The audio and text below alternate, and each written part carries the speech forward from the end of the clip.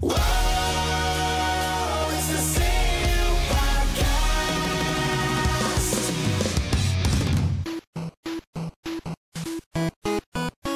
We are back from the Super Bowl that is Super Bowl weekend for us.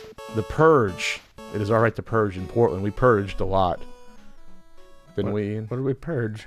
We purged our souls of bad gaming experiences. We had a lot of fun. Oh, we had a great time. And welcome to the CU Podcast. Oh, yes, hello. Hi, we're here. For Tuesday, October 23rd. I didn't do a lot of 2018. purging. I did a lot of consuming of foods. Well, yes, we did that. Lots of delicious foods. That's Ian Ferguson. I'm here. I'm Pat Contry. That's Pat. We got a lot coming up to talk about. We'll be talking about the Intellivision Amico, the Analogue Mega SG. This all hit around Portland. It's like this is our E3 around October. It seems like that, right? It is. The ColecoVision Phoenix FPGA Colecovision console Kickstarter. Wow. AtGames Blast controversy, other stuff, and Q&A. So Ian, we had the Purge. I'm just saying because USA has a Purge show on right now. It's actually pretty good for purging. You know, I'm not into that whole series, but anyway, it's all right to purge it once a year at Portland. But it makes it sound like we're not killing anyone, Yeah, or I feel like this is a stretch. We're not killing people. I mean, I'm killing. It was a very good time though. Vonnie and I went up on Wednesday. We took a couple extra days just to try to kind of unwind. We just kind of slept and relaxed and had dinner. Thursday, people started to come up, hung out with Norm and Rue. Came up on Friday. You set up. You know, you were selling some books. I sold some NES guidebooks. Yes, Friday. We sold the new My Man CU Podcast shirts. Yep, those were popular. We sold about half the ones we brought there, and we'll have a Teespring campaign going for you maybe next week or so if Pat gets off his butt and does it. But it's Ian. I'll put the image here so you guys get. It's Ian as Aquaman and Pat as Cyborg recreating that famous scene from Justice League. Yes, right, ain't over yet. And that famous moment on the CU Podcast. So that was a good time. I had a panel, and thanks to Kinsey Burke for having me on that panel with her and Reggie. That was a great panel about game collecting when you're broke AF, when you're broke as fuck. That was a fun panel. And then you and I had what I would consider a very successful CU Podcast panel. Yeah, there was about 150 people there. We filled the room. I mean, whatever the room capacity is. And then you had your panels. You did one for Not For Resale, the documentary I'm executive producing that we're probably going to change the name at some point for that, and that went over well. We showed a few clips from that. And then Sunday was the good old Pat Contry, Pat the NES Punk, Play the Punk Challenge panel, which is now a tradition. It's like my 8th time doing it at PRGE, and that was a lot of fun as well. So in terms of, we always like to, it's like almost like the State of the Union address about when we come back from Portland, about what's going on with the scene. What are we seeing? What's the vibe out there? I know Ian said last year he felt some change happened when you said that, like, no one was buying Earthbound Super Nintendo cards. You said I saw a few and no one bought them. This year, the theme to me was, you saw things. This is what I saw. I saw from my own eyes, and from people telling me, I saw 3 entire collections being sold. At the Nintendo Age booth, there was a huge complete in box NES set. Not all of them were out there, but there was hundreds of boxed NES games out there. Maybe you want to say 300, 400, something in that range, maybe a little more. And there were some ones that were like coveted that I saw that weren't gone right away. There wasn't the feeding frenzy that would happen, early Saturday.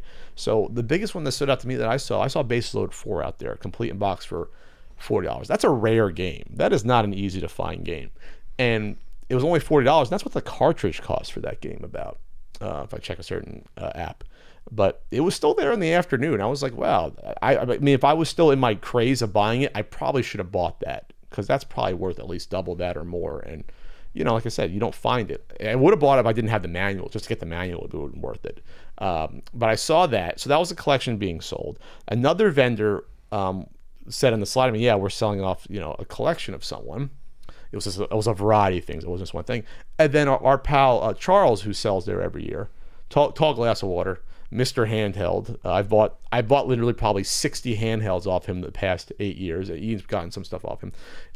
He's deciding he's gonna settle down somewhere, retire, and he needs to downsize the collection, and not just downsize. He's getting rid of everything within the next few years. So he's getting rid of stuff. He's a guy probably about 50, early 50s, and he's not too old. Very very nice guy, and he's selling out his stuff, and he has a ton of like stuff that APF MP1000. He has a bunch of handheld stuff which he's gotten rid of the past few years. I helped him do that. All the Tiger LCDs I bought, and I think I even got a couple things throughout the years from him. And yeah, so that wasn't like everyone was getting rid of everything, but when you see that, it's like, okay, there's a little something going on here. And I jokingly said to our pal Chris Kohler, because he was at Charles's booth on Friday, I said, "Uh-oh, this is a foreboding, Chris." Chris like, "No, Pat, it doesn't mean anything. The guy's retiring. It doesn't mean anything." And Ian says to me a day or two later, he's like, "Well, other people will be retiring at some point, and collections will be gone. It's just about the timing of when that's going to happen, when people decide to get out." And you usually see this at Portland. Gwyndian on Nintendo Age, the last year, he wasn't there this year, but last 2 years, he's the guy that had all the really cool like all the NWC paperwork merchandise, and stuff like that, all the test carts, all the hard to find stuff. I got a Game Action Replay in the box from him last year, so he already got rid of his stuff. He already got out probably most of his stuff. He got the documentation. I think Frank bought some stuff from him the past couple of years. So it's like I said, it's not a total wave of this happening right now, but it is happening as people get into we'll just say the golden years of their of their collecting. The only thing I'm going to comment on that I saw, by the way, MP1000, I saw multiple APF MP1000s. I just thought that was strange to see multiple of those. And yes, you're going to see the more esoteric stuff in Portland, but to see multiple of those for sale, and no one wants those, by the way, no one buys those. It's a hard to find system, but no one cares about it. And I you see cool stuff, like a guy had all the TI computer stuff. You see that guy? He liked the hard to find modem and stuff. Like, oh, I'm like, this stuff is really freaking cool. There's no one interested in buying it, but it's cool to see that, to have someone curate that. So you see the cool experiences there at Portland. The other thing I wanted to say is that I personally, Ian, I think he's going to talk about, you saw some Sega Saturn stuff yes. sell.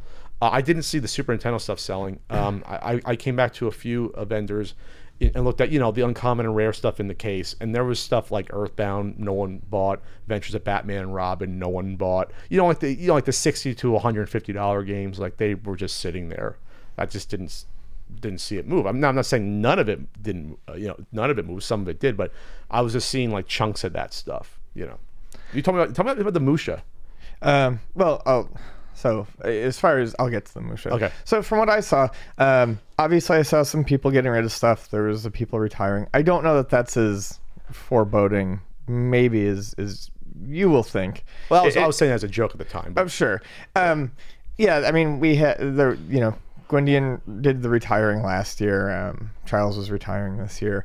Retiring the collection. I mean, what would be more alarming is if everyone from every generation started to retire stuff. But we're seeing, and this is kind of what I'm seeing lots of people, like you mentioned the Saturn. I was seeing Saturn stuff move. I was seeing, that sort of generation. I was still seeing N64 stuff move, Saturn stuff move. It seemed like PlayStation stuff was moving, and I think Dreamcast. Maybe not so much regular PlayStation. Regular PlayStation seemed to be a thing that people started collecting, I don't know, earlier than most systems. Like, it didn't wait necessarily for its time, Sure. if that makes sense. Yeah. Like, people were collecting PlayStation as far back as when I first started working at Luna. So when people were getting into Nintendo, people were already collecting PlayStation because it has all those great RPGs and stuff. So PlayStation kind of, for whatever reason, exists, I think, outside of that normal timeline of when systems become popular based on generation. Yeah, but I would say it would probably be mainly the RPGs, but yeah, that's what people in the mid-2000s were starting to get and have value. Like Final Fantasy VII had value for a while, like way before you would expect to be like, wow, like this isn't that old and people want. Yeah, this it went game. from an $8 game to a $60 game for like a year to 2 years, and then dropped back down. But there were some things that I saw sit around, like Pat said. There was a Musha there. I wish you told me about this, by the way. I swear it was complete. Maybe it was missing its manual though, because it was in the case for 250, and on a Sunday at 250, maybe the price had been dropped at that point in hopes to move it. I don't know. Maybe I'm misremembering it and it didn't have its manual. But it definitely was 250, and 250 for a Musha is cheap on any given day is pretty damn cheap. And the fact that that didn't sell was strange. If you told me, I would have tried like $200 offers to see if they would have bid, because I don't have it, just for the hell of it, to get a deal. That's strange, one, because it's, I mean, I think it's a little overrated, but it is a good shooter. It's a damn good shooter. I don't think it's the be-all end-all, but shooters are popular almost always, regardless of what, system happens to be in vogue at the moment. Sure. And, it's one of the top tier Genesis titles usually for collectors. So to not see that move made me raise an eyebrow. Sure, that makes sense. And, what the fuck was I going to say about it? I just dropped one of my points. Anyways, so that was, strange for me to see.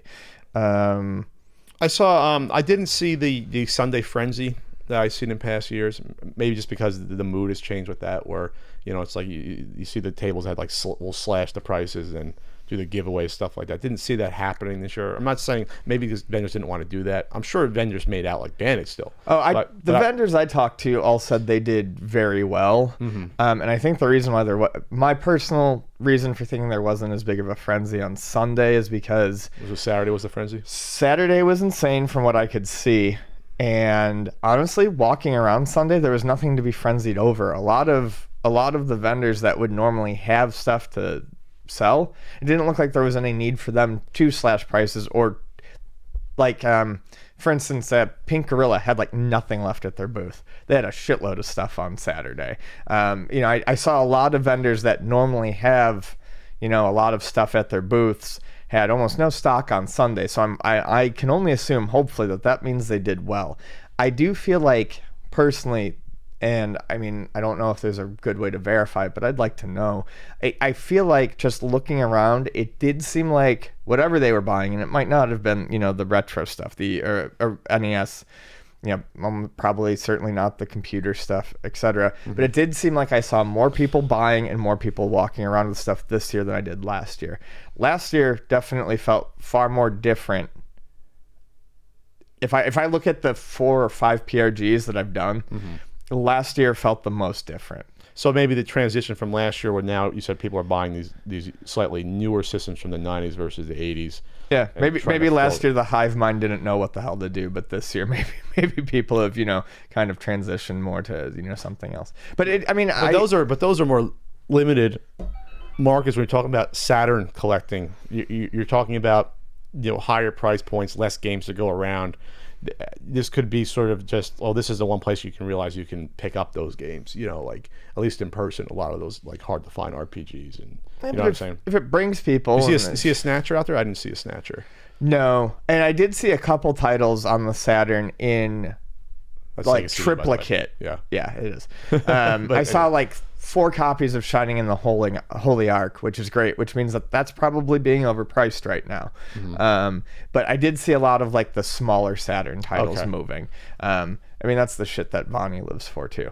I love her dearly. She is like the #1 Saturn collector of low grade titles. The low rent ones. Yeah, she loves them.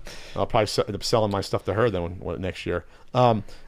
I saw maybe 3 vendors with TurboGrafx stuff, mostly nothing extremely rare, nothing extremely excitable, middle of the road stuff. No magical chases this year like prior years, nothing like no Hero Tonmas, no Super Air Zonks, which I need a Super Air Zonk, none of that. There was a few people with imports. There was obviously our pal Steve Lynn was selling stuff. There was another importer I saw. Our buddy Carlson was not there this year. I know he's busy with school. And the weird thing about it, I missed booths. There was booths that I wanted to like say hi to that my mind was blanked and I just didn't see certain booths. I must have walked past them multiple times. It was weird. And that's what that reminded me. That's what I wanted to say when I was finishing up that Musha bit was the only other thing I could think of is Portland is so big and everything is so spread out, and the way this person's booth was set up, the Musha was in such a place where it is entirely possible that people no just one didn't see it. saw it.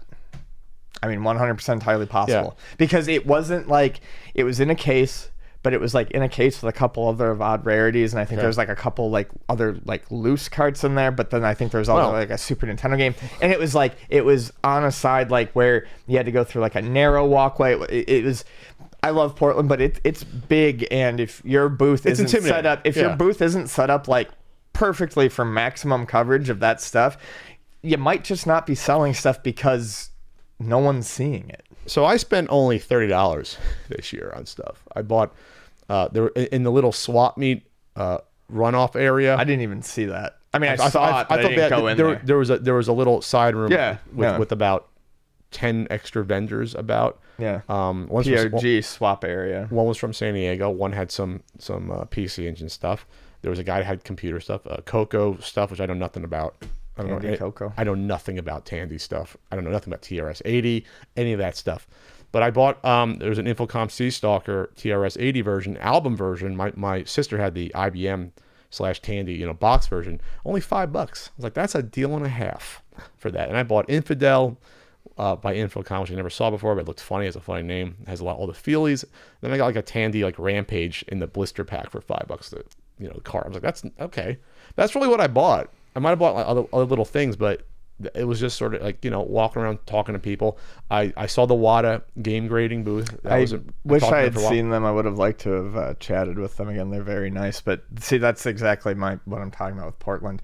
I didn't see them at all. So I saw them. I talked to them. They're getting involved with Heritage auctions, which is a pretty big deal because Heritage, they sell everything. They sell comics, they sell coins, they sell cards, baseball cards. So I'd be interested to see if that raises the profile of sealed games to some or not. I sealed or graded? Well, both. Sealed, graded. Most of the stuff they had is graded. They had 5 NWC cards out, gray ones that were graded. I do disagree with grading NWC cards. I've said why in the past, because none of them were ever pristine mint. You couldn't get one, so what's the point of doing that? But whatever. I see they're grading these things. So they had a bunch laid out, which is funny. And then of course I saw the 3 custom arcade carts. I got the guy's card, really nice guy. The DuckTales arcade. Oh, the machines, cab. Yeah. The DuckTales arcade cab, the Legend of Zelda one. And then also the Mega Man one, and they're beautiful. This guy also, he's only made a few of them. He makes them all by hand. They're not even CNC routed. He made a Oregon Trail wooden by hand cabinet. Was that there? It wasn't there. I got the guy's card. I showed you the picture. You didn't see it. Oh yeah. It was not there. So this guy does these as art pieces. So the NES one has a real TV monitor, takes out the casing of it, and mounts it like an arcade monitor. And then puts an NES in the bottom and zip ties it so it doesn't move. So he basically runs a multi-card on it, but they're set up like how the NES Donkey Kong wide body cabinets were, / Play Choice 10. More closer to the Play Choice 10. They're not as wide, but the same sort of control scheme set up there. I told them that if you figure out a way to do a cheaper Play Choice 10 style of these, where you just sell the cabinets to people like that, this could be something that NES fans would want to get into, or Super or whatever. And he said, no, it's not a bad idea, but he likes doing them as art pieces. So that was the highlight. And besides, also the NES museum was insane, from the National Video Game National Video Game History Foundation. History Foundation, not museum. Yes, they did a fantastic job. Frank, Kelsey, Frank's wife Amanda was involved, and everyone over there. Steve had stuff in there. John Hancock's entire boxed collection was Video Game there. History Foundation, no national. Video Game History Foundation. Half awake. John Hancock's collection was there. John Hancock brought all his complete and boxed NES games. Everything they set up was just fantastic. The NES launch party T-shirt and little poster. Everything, just about everything was there. I contributed little things here and there, like the World of Powers NES books. I had, it was funny, Frank had the entire Nintendo like kid party pack. He had like the cups. Oh yeah, I saw. He had the tablecloths. He had like the plates. He didn't have the invitations. I had a pack of the invitations. Serendipitously, I texted him. He's like, "Oh my God, bring those! It completes the set." So I brought that, and it was a nice history of Nintendo as well. There was a late '60s a Disneyland board game that Nintendo produced that I never saw before. There were so many things either I never saw before or I had heard of but not seen in person. You know, like the T-shirt from the launch party in New York in '85, and then the something I've never seen in person, which is the kiosk Rob, the gigantic Rob. That thing was awesome. We've all seen in Toys R Us a version of the one that shows the Nintendo Entertainment System with like the Gyromite pieces and Gyromite Duck Hunt and the Zapper. But to see the giant Rob head was mesmerizing in person. I'd seen that. I believe Frank said there's only 2 of them. 2 of them that we know of. Yeah, because I know that a guy found 2 of them like 5 years ago, like in a warehouse, and one was brand new. I think he said there's 2, but I could be wrong. But yeah, there was a lot of work put into that. I was told that breakdown took 6.5 hours. So thank the people who did this, especially if you were able to get out there and once see in a it. lifetime. Once in a lifetime. Probably. That I would say definitely that stuff will never all be under the same roof at the same time again. So that was very special. I had said this to Frank, but I mean it's worth saying.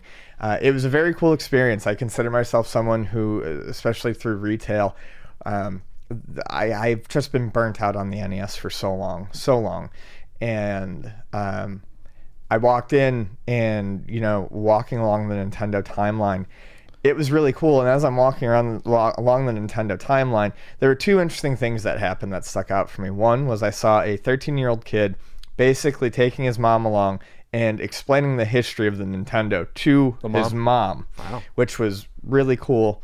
And I thought that was, I don't know, just oddly apropos.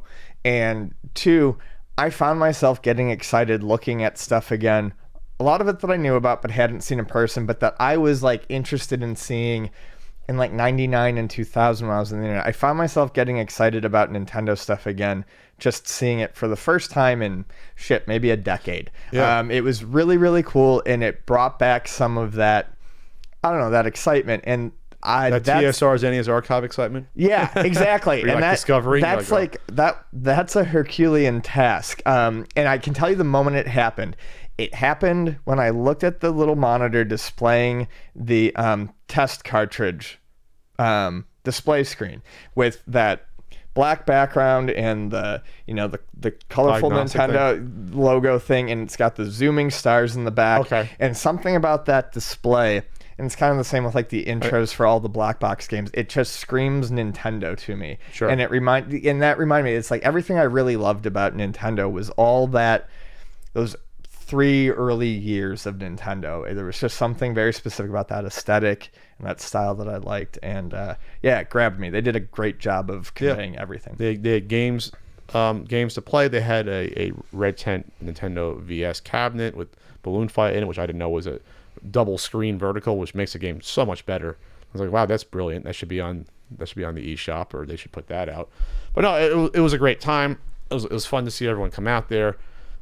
See Rue come back from the dead. It was nice once a year that he still exists. I want to make one quick shout out to his name's Mike, doing amazing things with Pinball 2000. Oh, that's right.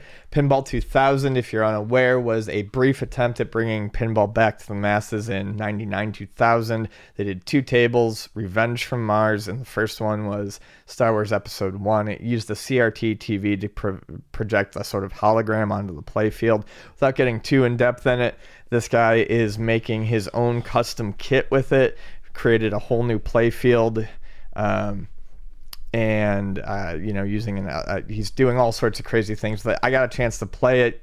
Pat did as well. He showed me the inside of the machine.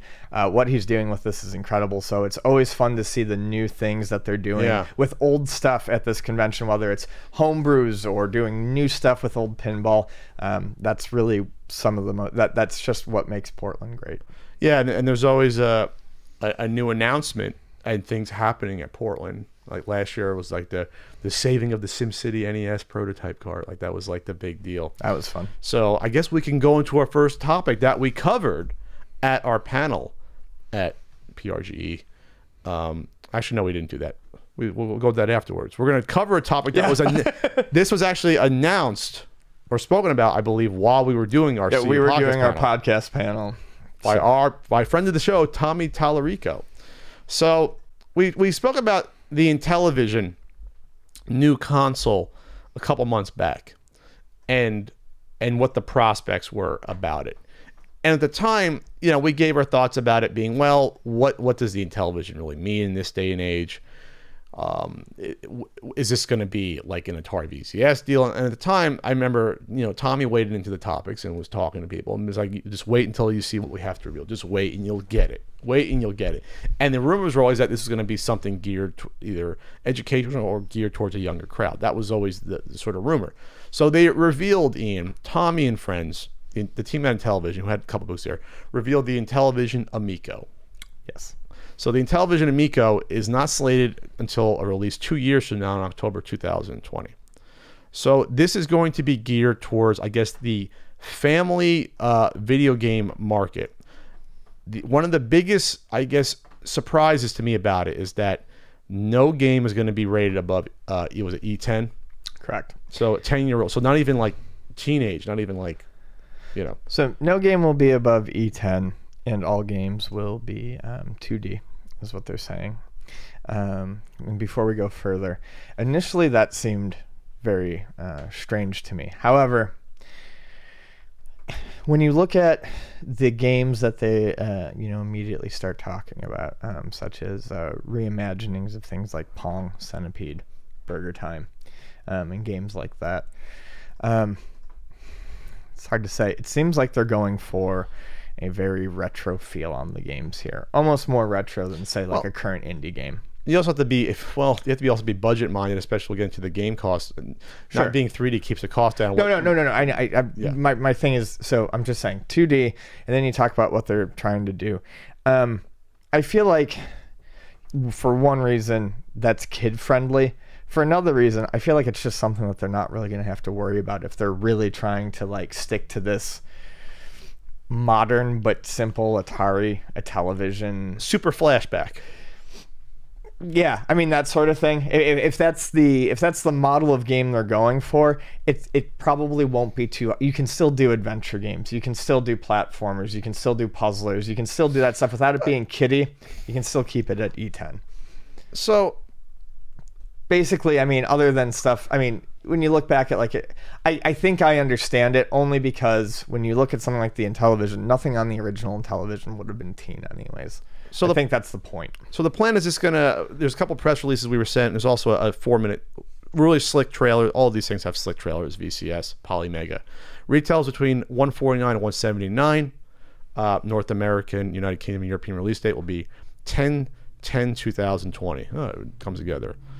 All games are family friendly and rated E for everyone or E10 plus. Okay.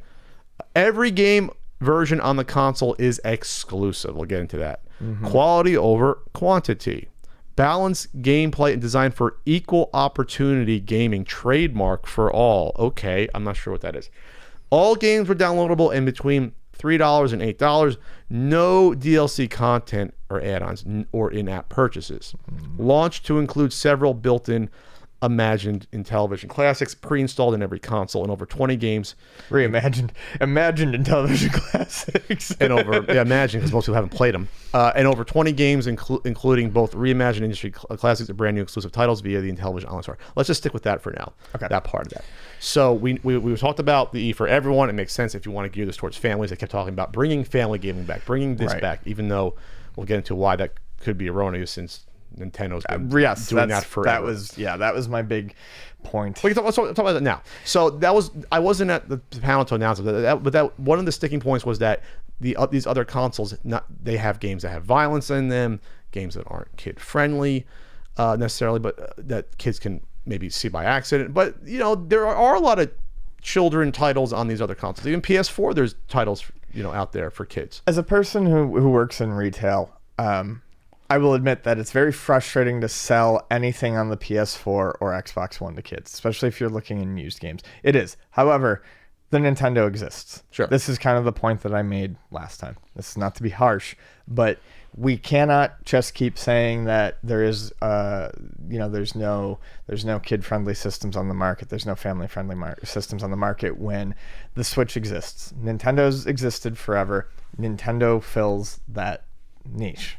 Niche. I mean, that's what Nintendo does. And yes, there are some adult games on the Switch, or some adult oriented games on the Switch, but that's never been Nintendo's main focus. And it's only really been in the past 10, 15 years that Nintendo's even made an attempt to get those games on there.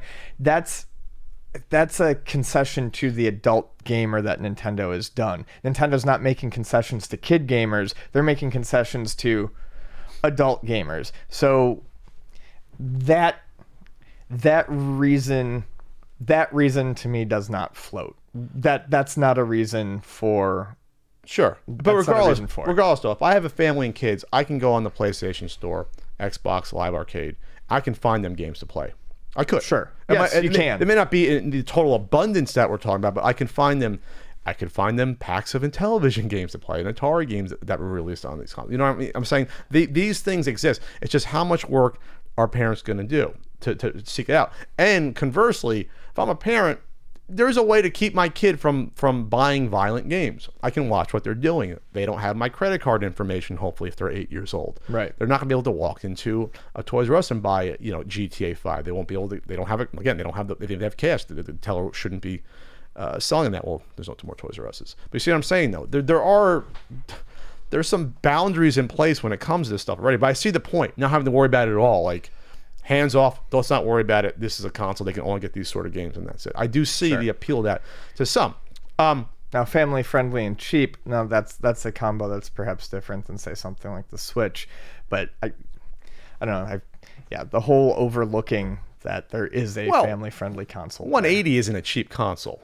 No, 180 isn't that far off. I mean, I meant cheap game. Oh, games. The games, $3 to $8. I see. The other thing I'm going to say is that kids are growing up with phones and tablets, and they already have their kid games in their hands when they grow up. So I think to say that these games are only going to be 2D, I understand you probably want to keep your costs down. You don't want to put a powerhouse chip in here that can run like any modern game, like Fortnite or what have you. But kids are growing up with stuff they're playing on their phone that are 3D. Oh yeah. So I don't see why you would limit yourself to that unless you don't want to get into that sort of game market. Well, I feel like it's honestly 2D is probably kept there because they need to keep the games between $2.99 and $7.99. So they can't afford it. You can't. Right. To me that's got to be an affordability. Has to be. Yeah. It's got to be an affordability issue, or it's got to be something like that, or it's a concession. It's a middle of the road. It's an affordability thing, but also maybe the only 2D games thing is to hopefully pull in, not just family friend people who are looking for something family friendly, but just retro game enthusiasts. Maybe that's a double, it's a bid for two markets. Do you want to talk about some of the things to talk about this? Do you want to talk about just the fact that it's branded Intellivision? That is odd, but to me that's not as big of a deal. I mean, it has to be branded something. It could be branded anything. Not just the Amico. Yeah, I mean, honestly, I for whatever reason I think the name Amico kind of sounds interesting, rolls off the tongue. It could have just been branded the Amico. So here's the gambit. I think is that obviously you get recognition. This is the same thing with you hate to bring it back up. The reason they wanted to be the Coleco Chameleon, not just the retro VGS. The same reason, you are rebranding these things is that it pulls in people to say, oh my God, Intellivision is making a new console, even though it's not the same company that existed 40 years ago. We know this company, but if the hardware that's branded with this old name doesn't really fit, it loses the purpose to me because there's nothing here that screams to me like this is the Intellivision experience until you get to those controllers. And this is where I think they went too far with the Intellivision branding, because the controllers, they want it to be reminiscent of the Intellivision controllers of old by having instead of a D-pad, you have a circular pad. Yes. Which to me was one of the worst things about the Intellivision. Some people might disagree and say they loved their games that because it was like there were 16 directions instead of 8. Okay, sure, but we have to think about the wide user base that people are that they would try to be acquiring. Sure. So there might be people who nostalgically love that circle controller, but is everyone going to love it? There's a reason that evolved past that. Right. Is that, we can all agree upon that? That's what I'm getting at. So was it done for image, look, or recognition? If this is for kids, if this is family friendly, why not make the choice for something that's more accessible? Because kids won't care that this is based upon the construction of controller from 1978, 79. They won't care. Right. They want something that's easy to play. Will this be? And again, these are kids growing up with phones and tablets, or a Switch, and they're used to having a D-pad or even a joystick or a tactile feel. And yes, there is a touchscreen on here. I do like the touchscreen. I think it's interesting that it's there instead of the number pad. I do kind of like that. I'm going to be honest. Well, that would be like a no-brainer in this day and age to do that. Yeah, sure. I do I'm just saying I think it's cute. But I think we banking on probably a console name and then going back to the well on the controller design is too far, especially when you have like the side control buttons. Now, yes, you're going to be playing your reimagined Intellivision games on this, but you can play them in other ways besides the original controller form. You can. Right. It looks to me a bit too limiting if you did eventually decide you wanted to branch out and do something slightly different. You're limited to that. Yeah, that's not a... Jesus, Pat. That's not... That's... There's a limit to my patience. Go on, Ian. Don't you get snappy. I just don't see... That control scheme worked for those older type games. It's not going to work real well, I don't think, for a lot of modern day platformers. And a lot of people don't. And sure, you can put buttons and on the touchscreen. The side buttons are terrible for those sort of games. And you can put touchscreen buttons on the top, but I don't like using touchscreen buttons. But they have the side action buttons, the same way Colecovision did, and those get really difficult to use for certain types of games. They do. But you got to over time, yes. You got to grab it underneath, like what? So okay. So you have a bunch of, there's like HDMI out, of course. You have things like that. Gyroscope, accelerometer, force feedback, speaker, microphone, free downloadable app enables mobile phones as additional controllers, up to 8 players. That's cool. That is. If you can do a party style game or what have you, you can do that. I like the wireless charging. That's essentially like the wireless charging that all cell phones use now. Sure. Just drop it and go. That makes sense. Online store, of course. There's a leaderboard system online for high scores, trophy awards, and achievements. And then you get to the reimagined games. So Intellivision Classics reimagined and remade exclusively for the Amico. So that means we gotta get the work here on let's see, Astro Smash and Shark. Didn't we talk about that on the podcast how they tried to do that with a Kickstarter a couple years ago? They did. We did actually talk about that. But then we figured out they were already remastered. They were available in some form. That was so long ago, but yes, we did talk about that. They were available somewhere. But I just think it's funny. Baseball, Night Stalker, skiing, Math Fun, Snafu, Utopia, Frog Bog, and more. And B-17 Bomber, which people only know because of the voiceover. Atari Classics reimagined and remade. So you have Pong, Asteroids, Centipede, Tempest, Adventure, Missile Command, more. And then iMagic Classics reimagined and remade. Those were the silver boxed Intellivision games, and also some of those appeared on Atari. Microsurgeon, Atlantis, Demon Attack, Dracula, Beauty and the Beast, Ice Trek, Swords of Serpents, Dragonfire, Truck and more. And then other games reimagined and remade exclusively. You have Miner 2004 Niner, Super Burger Time, Bad Dudes, Caveman Ninja, R-Type. So you have IREM games like 10 Yard Fight, Load Runner, some Broderbund games. You have Spelunker, Kung Fu Master, and more. Toe Jam and Earl's on there too. And Archon, which is our favorite NES strategy board game / action game. I wish I could play it better. It's a great game. I actually do like that game quite a bit. So in the press release and also in the video, they touted that Intellivision was a legacy of firsts. About first technically 16-bit system. It sold across 3 decades, even though no one was buying it by even the mid 80s really. But it did. I guess they sold it up till 90.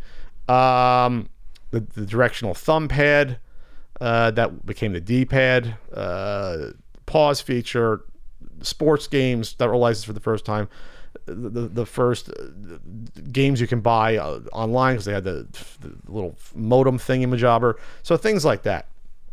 So I don't know, again, with the Intellivision branding, what audience they're reaching at here. The only people out there that really are familiar with Intellivision are hardcore game collectors or older folks at this point, because when this console came out in 79, you probably would have been at least 10 or 12 to own this. This was the Intellivision was pushed as like the technically superior, like Neo Geo of its time. Like this was the console that put the Atari VCS to shame. It was in all their marketing with author George Plimpton to say, like, look at the Atari games, they're simple and they look like trash, and here's our baseball game with actually has 9 players on the field. And you're like, oh, okay, that's cool. The games are more complicated because they had more buttons, so you can do more. You can do stuff like what was it, the Quest for the Rings, the Lord of the Rings sort of knockoff game they had. You can do stuff like that you could never dream of doing on the Atari. Utopia. There was a lot of games like that were okay. They're a little more advanced, but Atari was always known as the games that were, had the arcade experience. They were simple. They were easy to get into and fun.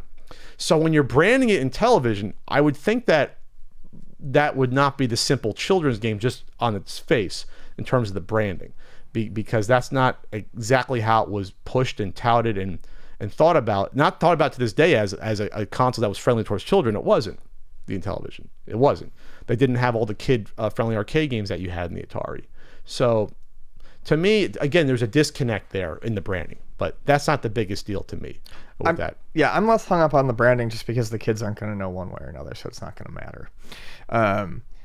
My bigger question is really when it comes to the idea of entirely exclusive games and how that would work and how that's going to last. With games at $2.99 to $7.99 a piece, if it doesn't sell, I mean, I hope for everyone it works out. But if it doesn't, I mean, those people. I mean, how long can you develop exclusively for one system if it turns out that this isn't going to work? Well, developers can't because they got to make money elsewhere. Yeah. Well, thank you. Yeah, you can't. Yes. So if the Intellivision launches and they get an install base of only 1,000 people, you can't develop for it exclusively all your time. So it's a gambit. I guess see, I don't know much about what's on if they have an in-house team that's doing this and only doing it, makes sense. Like a first-party team that's going to be okay. We have obviously they have the rights to these Intellivision games. Obviously, but I'm looking at things like R-Type, which has always had a billion remakes. So I mean, what's going to separate that remake? And it's already been a lot of these games have already been reimagined. Right. So what's going to separate the remake on the Intellivision of R-Type, from other remakes of R-Type or re-releases of R-Type? What's going to set Toe Jam and Earl? We already know is doing, Limited Run's been talking about Toe Jam and Earl, and so I mean, what's going to set what is going to make it so exclusive as to make it special enough to have people, to make that matter? Sure. Just a couple of things from the press release that I want to comment on from the second press release. We are creating a console that parents want to buy and not that they were asked to buy, stated Intellivision president and 30-year industry veteran Tommy Tallarico during his keynote address over the weekend at PRGE. I'm not sure you can say that parents want to buy something before it's on the market. I think you're looking at parenting a different way for the new generation, because parents now are even younger than we are. Parents are 30 years old, 25. These are people that, most of them don't know what the Intellivision is, but they're growing up, again, giving their kids iPhones and tablets. I'm not saying that's a good thing to do. I'm just saying that's what's happening. And Nintendo consoles. Kids are playing. People don't give kids enough credit for being able to grasp the complexity of some stuff too. I tell that to people all the time in the store. They're like, well, is this game going to be too hard for my kids? And it's like, what age were you when you remember playing your first game? 4, 5, Yes. 6. I said kids want to play video games. They will figure out video games. So Tommy said most every game being made for the home consoles these days is created with only the hardcore gamer in mind. We see a world where everyone is interested in playing at home with friends, but this isn't currently possible because the barrier to entry is nearly impossible for a non-gamer due to the complexity of the controllers, intricacy of gameplay, and expense of the hardware and software, and steep learning curve with an unbalanced fun factor for the beginner. I don't think that's true. I just don't. I think you can give a 5-year-old Super Mario Odyssey and they'll figure it out in 5-10 minutes. Mario Kart. Or Mario Kart. They're smart. It goes back to Nintendo. I Yeah, don't want to sound... I'm not totally poo-pooing this, but I mean, I was a kid who learned how to use BASIC on an XT when I was 5 and 6 to load games. You know what I mean? Like, kids figured this stuff out. You know, I just feel like there was a marketing avenue that maybe could... I think the console... Personally, I'm going to be completely honest here. I think the console kind of looks interesting. Okay. It does. I'm not going to lie. I don't know what it is about it. Maybe it's something neat about the touchscreen controller or what it is, or I don't know. There is something that there is something about it that is somewhat appealing to me. However, it's this marketing that really confounds me because I don't know. I'm not sure how we could get into an entire marketing campaign like this without anyone thinking, wait, no, this is done. This has been done. Yes. This is done, because almost every answer here is answered by another company that's already out there doing this for $100 more. this is the only thing from the press release that really bothered me, this part. Game industry analyst and Wedbush Securities managing director of equity research, Michael Pachter, commented, Oh, no. I think it's about time somebody focused on families and kid-friendly games. And this is the same guy that hated on Nintendo for years and said that well, he was right to saying the Wii U was bad, but he said the Switch was going to just be dead in the water. And he said that Nintendo should go after the hardcore audience, you know, in order to be successful. This is a guy that said that. And now he's saying that no one's been focused on families when Nintendo was forever and ever and ever.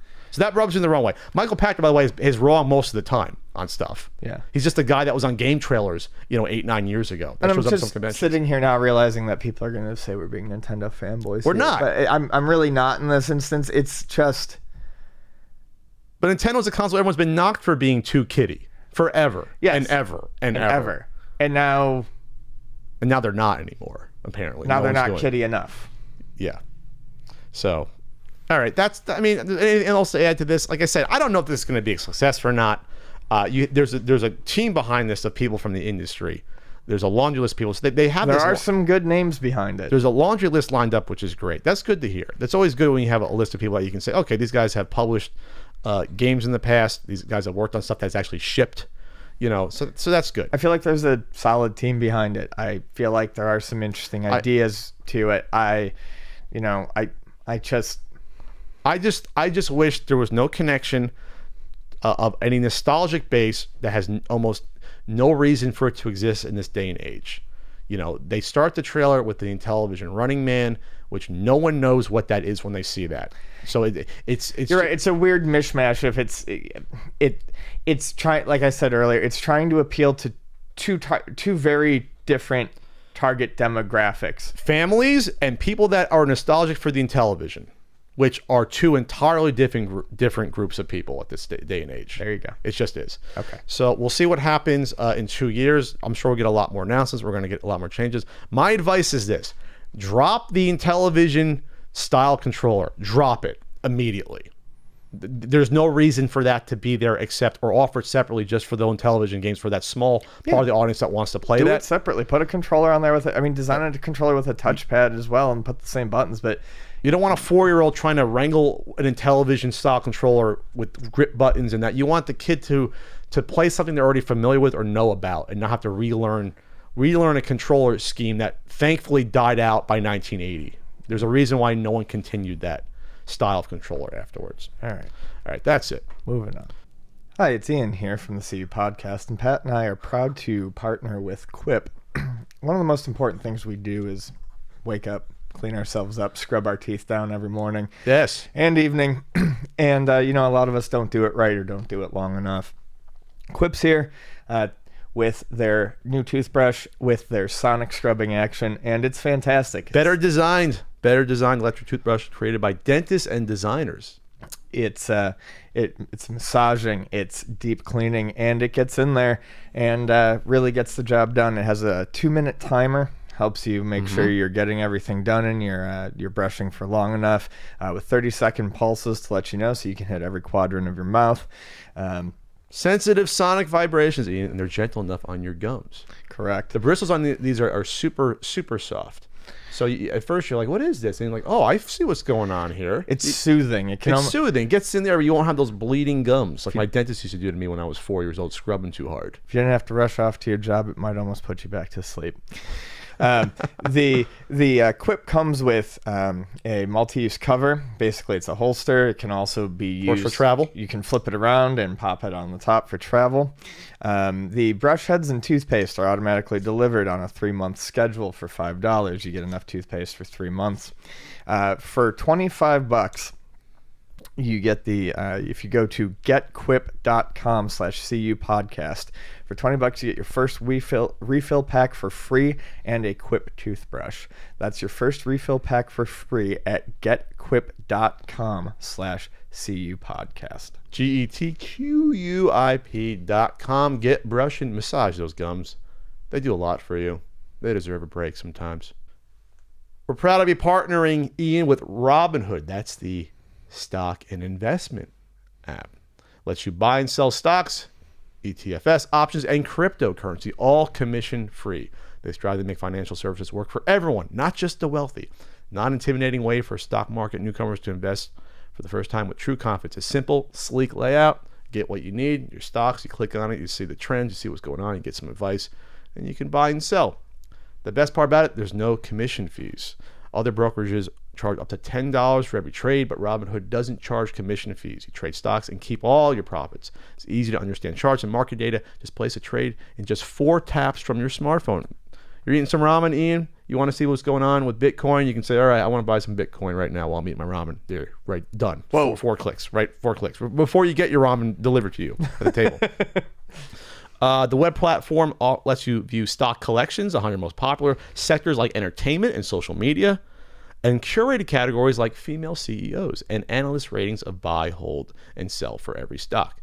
So there you go. So right now, Robinhood's doing something cool for you guys, the listeners. They're giving you a free stock like Apple, Ford, or Sprint to help you start building your portfolio. You sign up at cupodcast.robinhood.com. That's cupodcast.robinhood.com. Get going with your buying and selling of your stocks and crypto today. So, Ian, we were at the Purge, PRGE. We purged, and we had a panel, and we covered a couple of topics. The first topic we covered there, besides the cool Q&A, well, you went to the fingers too early. Yeah, I did. We covered the announcement of Analogue doing their Mega SG FPGA Genesis console. So we're gonna fade right here. We're gonna edit and fade right here. So this is an interesting time, Ian, for retro gaming, the evolution of modern gamers wanting to play the old 30-year-old games in a brand new way. And it seems now every other month we're hearing about a new console that gets at that itch like that. Pat never touches me. I don't know what's going on. Hopefully he's not scratch and sniff. But so this hoodie was washed like 2 months ago. So Analogue, Ian, has been sort of the forerunners of this realm with the NT, which was their FPGA. Well, originally they just cannibalized Famicoms. Right. Then the Mini NT was an FPGA NES. Then you had the Super NT, which is a Super Nintendo FPGA. And now, Ian. We have the only one that matters. Oh, really? Yes. The Sega MG, Super MG. Super MG, Mega SG. Jesus. I do a podcast. Mega SG, Ian. Let me clue you in on a little trivia. Okay. That's Mega for Mega Drive and SG for Sega. Well, I thought Sega MG might be Sega Mega Drive. That would make more sense to me. I mean, I guess I can't use They Sega. can't put Sega in the title. That's true. Sega's very litigious. So the Mega SG, Ian. Yes. You're getting ornery already. I love it. I'm gonna scratch you again if you don't calm down. So so the Mega SG is an FPGA. Oh, we're good. Sega Genesis. That's going to be available for $189.99. Comes in 4 hot colors. 4 hot colors. Where are those hot colors? There they are. We got white, we got Japanese, we got American, and we got Euro. Okay. Which one do you prefer, Ian? I like all 4. You gonna buy all 4? I would like to buy all 4 and wear them around my neck on a big chain. So it also includes, we'll just run through everything here, these awful ads. So it also does we Sega go. Master System cartridges, and it will do Mega Drive, and it will do Genesis out of the box. To be this good takes analog. So look at this. No emulation. 1080p, 0 lag, total accuracy, compatible with Mega SG is not a plug-and-play toy. Ooh. No, it's not. Okay. 2100 plus Sega Genesis, Mega Drive, and Master System game cartridge library. No compromises. There you go. And there's an adapter, a plug just for the Sega CD, just like the original. That's great for the old beloved Sega CD games. Their 8-bit dudes also helping out with this, like they did with the Super NT with their 6-button pad here, and they do quality products. I have the SN Pro 30, which is a great Super Nintendo one, and it has all the extra buttons, so you can use it with the Switch. It has the home buttons, has the extra 2 triggers on the back, so it's your all-in-one sort of functionality. Your one-stop shop. One-stop shop for modern and retro stuff on the Switch. High fidelity sound, reference quality control. I'm not sure what that means, but being that it's FPGA, this is the most accurate you would get besides owning an original Sega Genesis. Unparalleled compatibility.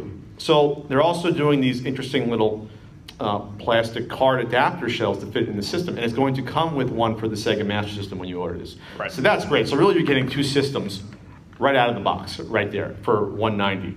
Then they're also planning for the Game Gear, because that's basically the same guts as the Master System.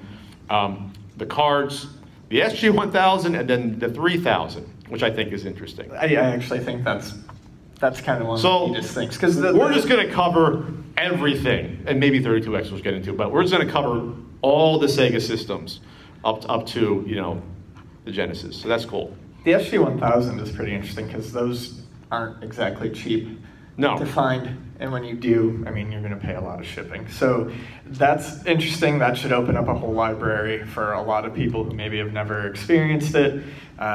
Game Gear is nice because I know that there are people who love it, but there's good games on it, and it's not, sorry if I'm going to insult anyone, it's an awful handheld.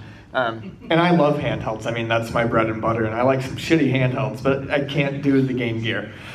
So, okay. So that's great. So this is potentially up to 1, 2, 3, 6 systems, 5 or 6 systems if you think, well, the 3000, 1000, if you want to say they're different, they're not really. But Game Gear, Master System, My Card, which is what Master System.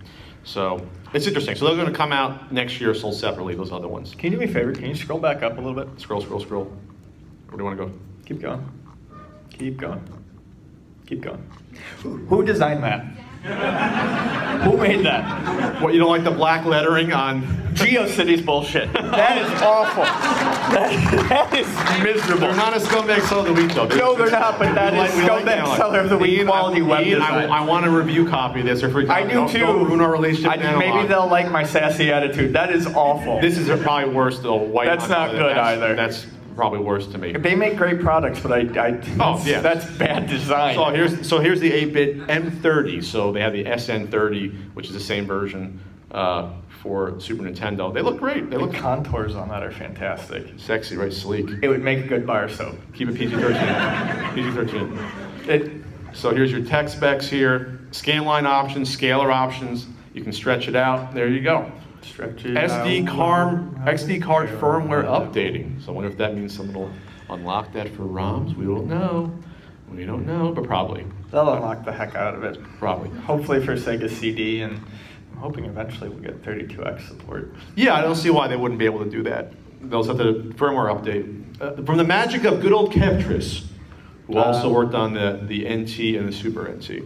So the Mini NT and so how do you order this? How do I order this store? All right, no internet. Okay, we can't order it. Okay. Way to go. Oh, I ruined it. I ruined the panel. Is there a Wi-Fi here? Everyone go home. Oh, there's an open one. Steal my bank information. Okay.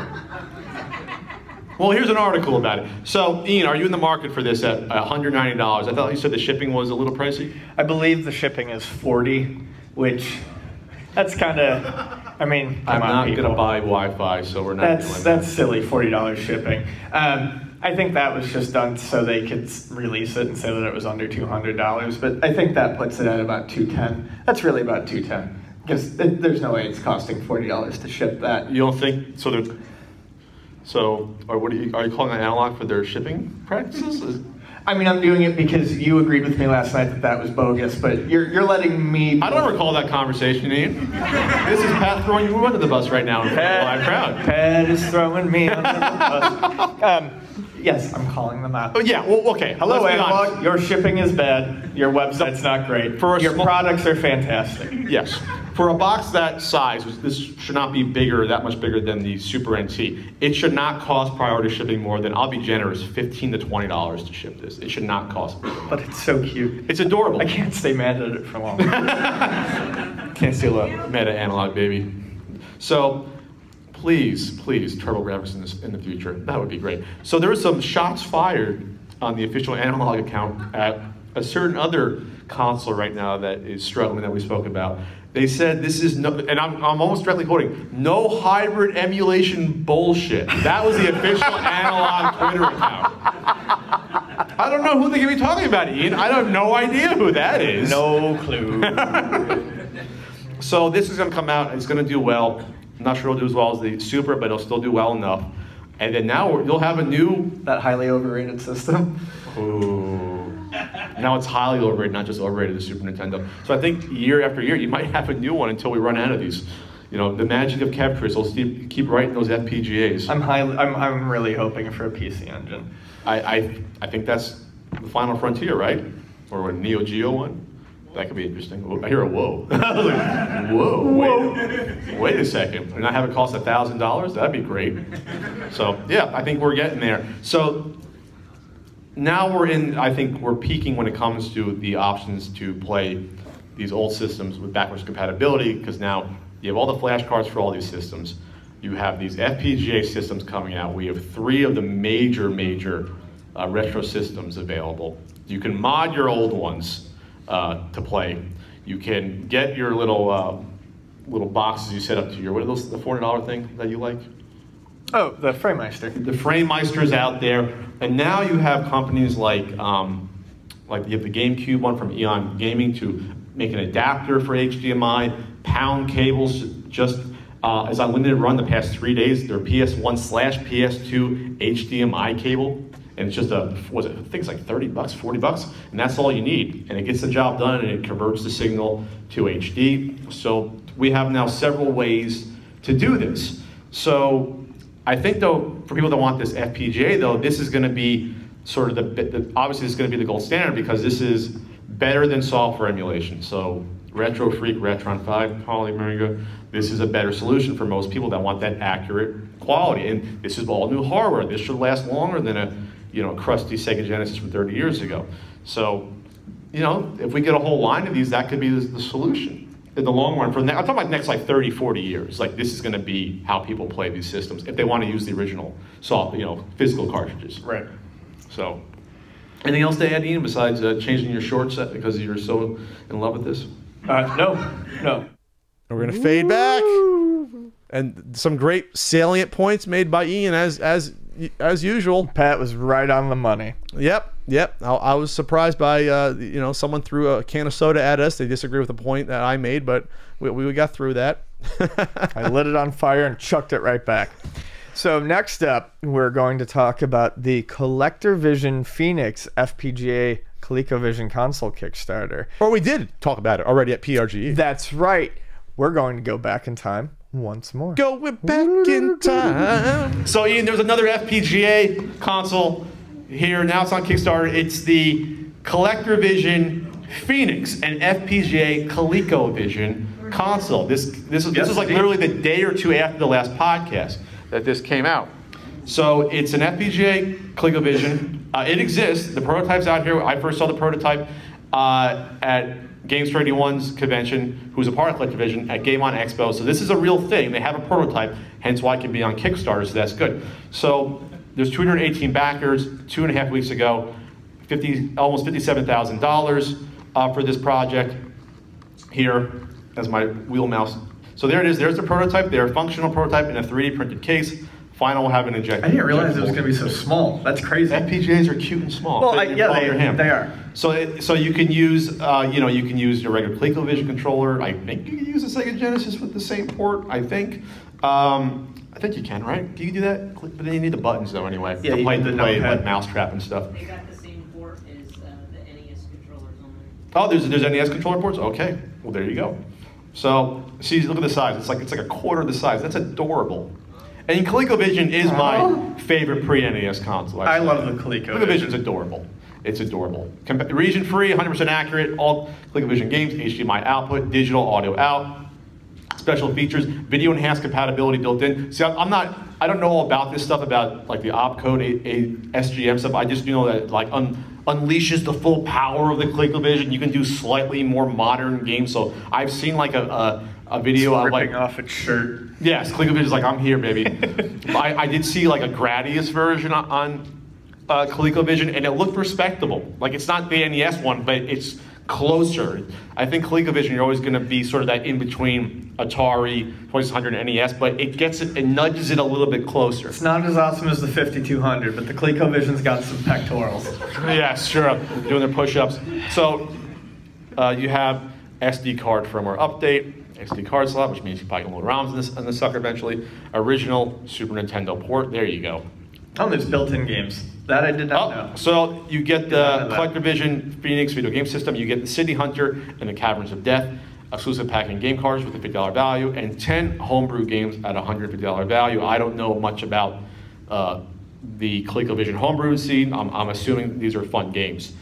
Chess Challenge, sure. Princess Quest, looks like a Zelda 2 sort of side scroller here. Zombie Near, and a few others. Tank Mission, not combat. Honestly, with the ColecoVision, I like the games that have come out, or that were released for it.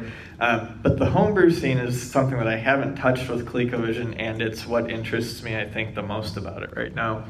So this is going to cost you $199 plus shipping, just for the Phoenix, and then $209 if you get a controller with a Super Nintendo controller, and then it goes up from there, adding in a complete box, Caverns of Death, a limited edition, color edition for Adam, so that'll probably be a white one, I guess.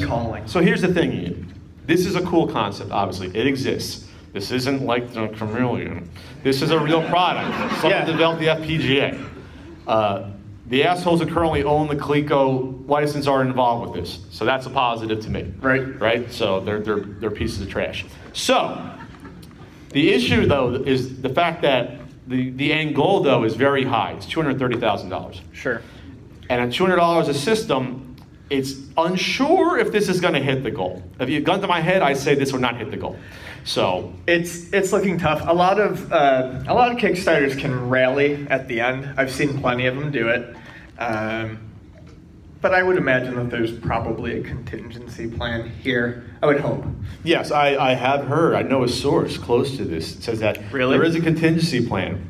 So this will come out in one form or another. It should come out. There should be a solution to this. I think, though, what we're getting at, though, is the viability of these sort of upgraded modern ways to play old games, that it really, in a sharp way, shows you the limited reach of some of these consoles 35 years later. Right. So ColecoVision sold a decent amount back then of systems. Not as much as the Atari 2600, obviously, but it wasn't like even like the Vectrex, which barely got off the ground, was gone in like 2 years. ColecoVision did okay for itself, but 35 years later, who out here is still playing these games, and who here wants to invest 200 plus to play it on a modern TV? Those are entirely different questions. Right. And this really gets to the heart of that. What's the size of these audiences for these more niche systems. This isn't the Genesis, this isn't the NES, this isn't the Super Nintendo. This is the Colecovision.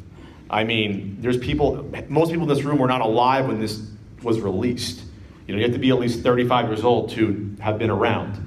So, yeah, I love the ColecoVision system. So do I. I'm glad that this is happening. But yeah, it's an interesting juxtaposition to see this happening at the same time that, say, the Mega SG is happening. And it could be the fact that there's just too many of these being released at one time with the Polymega, the Mega SG, I got it right, and the Phoenix. Maybe it's too much hitting within like a month and a half, where people are like, oh my god, if they were spaced out more. But again, what I do think is cool though is when you look back at, say, the popularity of the Atari 2600 and stuff like that. I think it's neat that the ColecoVision has a passionate enough fan base that, as far as I know, this is the first truly dedicated FPGA system for a specific pre-NES? Pre-NES Oh, system. sure. I think so. I mean, there's plenty of... I think Kempters has developed cores. Yeah, there's cores for all those, but not the system. You know, nothing has come out, specifically like this. And this isn't Kempters, by the way. I think it's Brian on here. I think that's the guy's doing it. Okay. So, anyways, yeah, I like that. I think it's cool that there's a passionate enough fan base for the system, though, that they're doing it.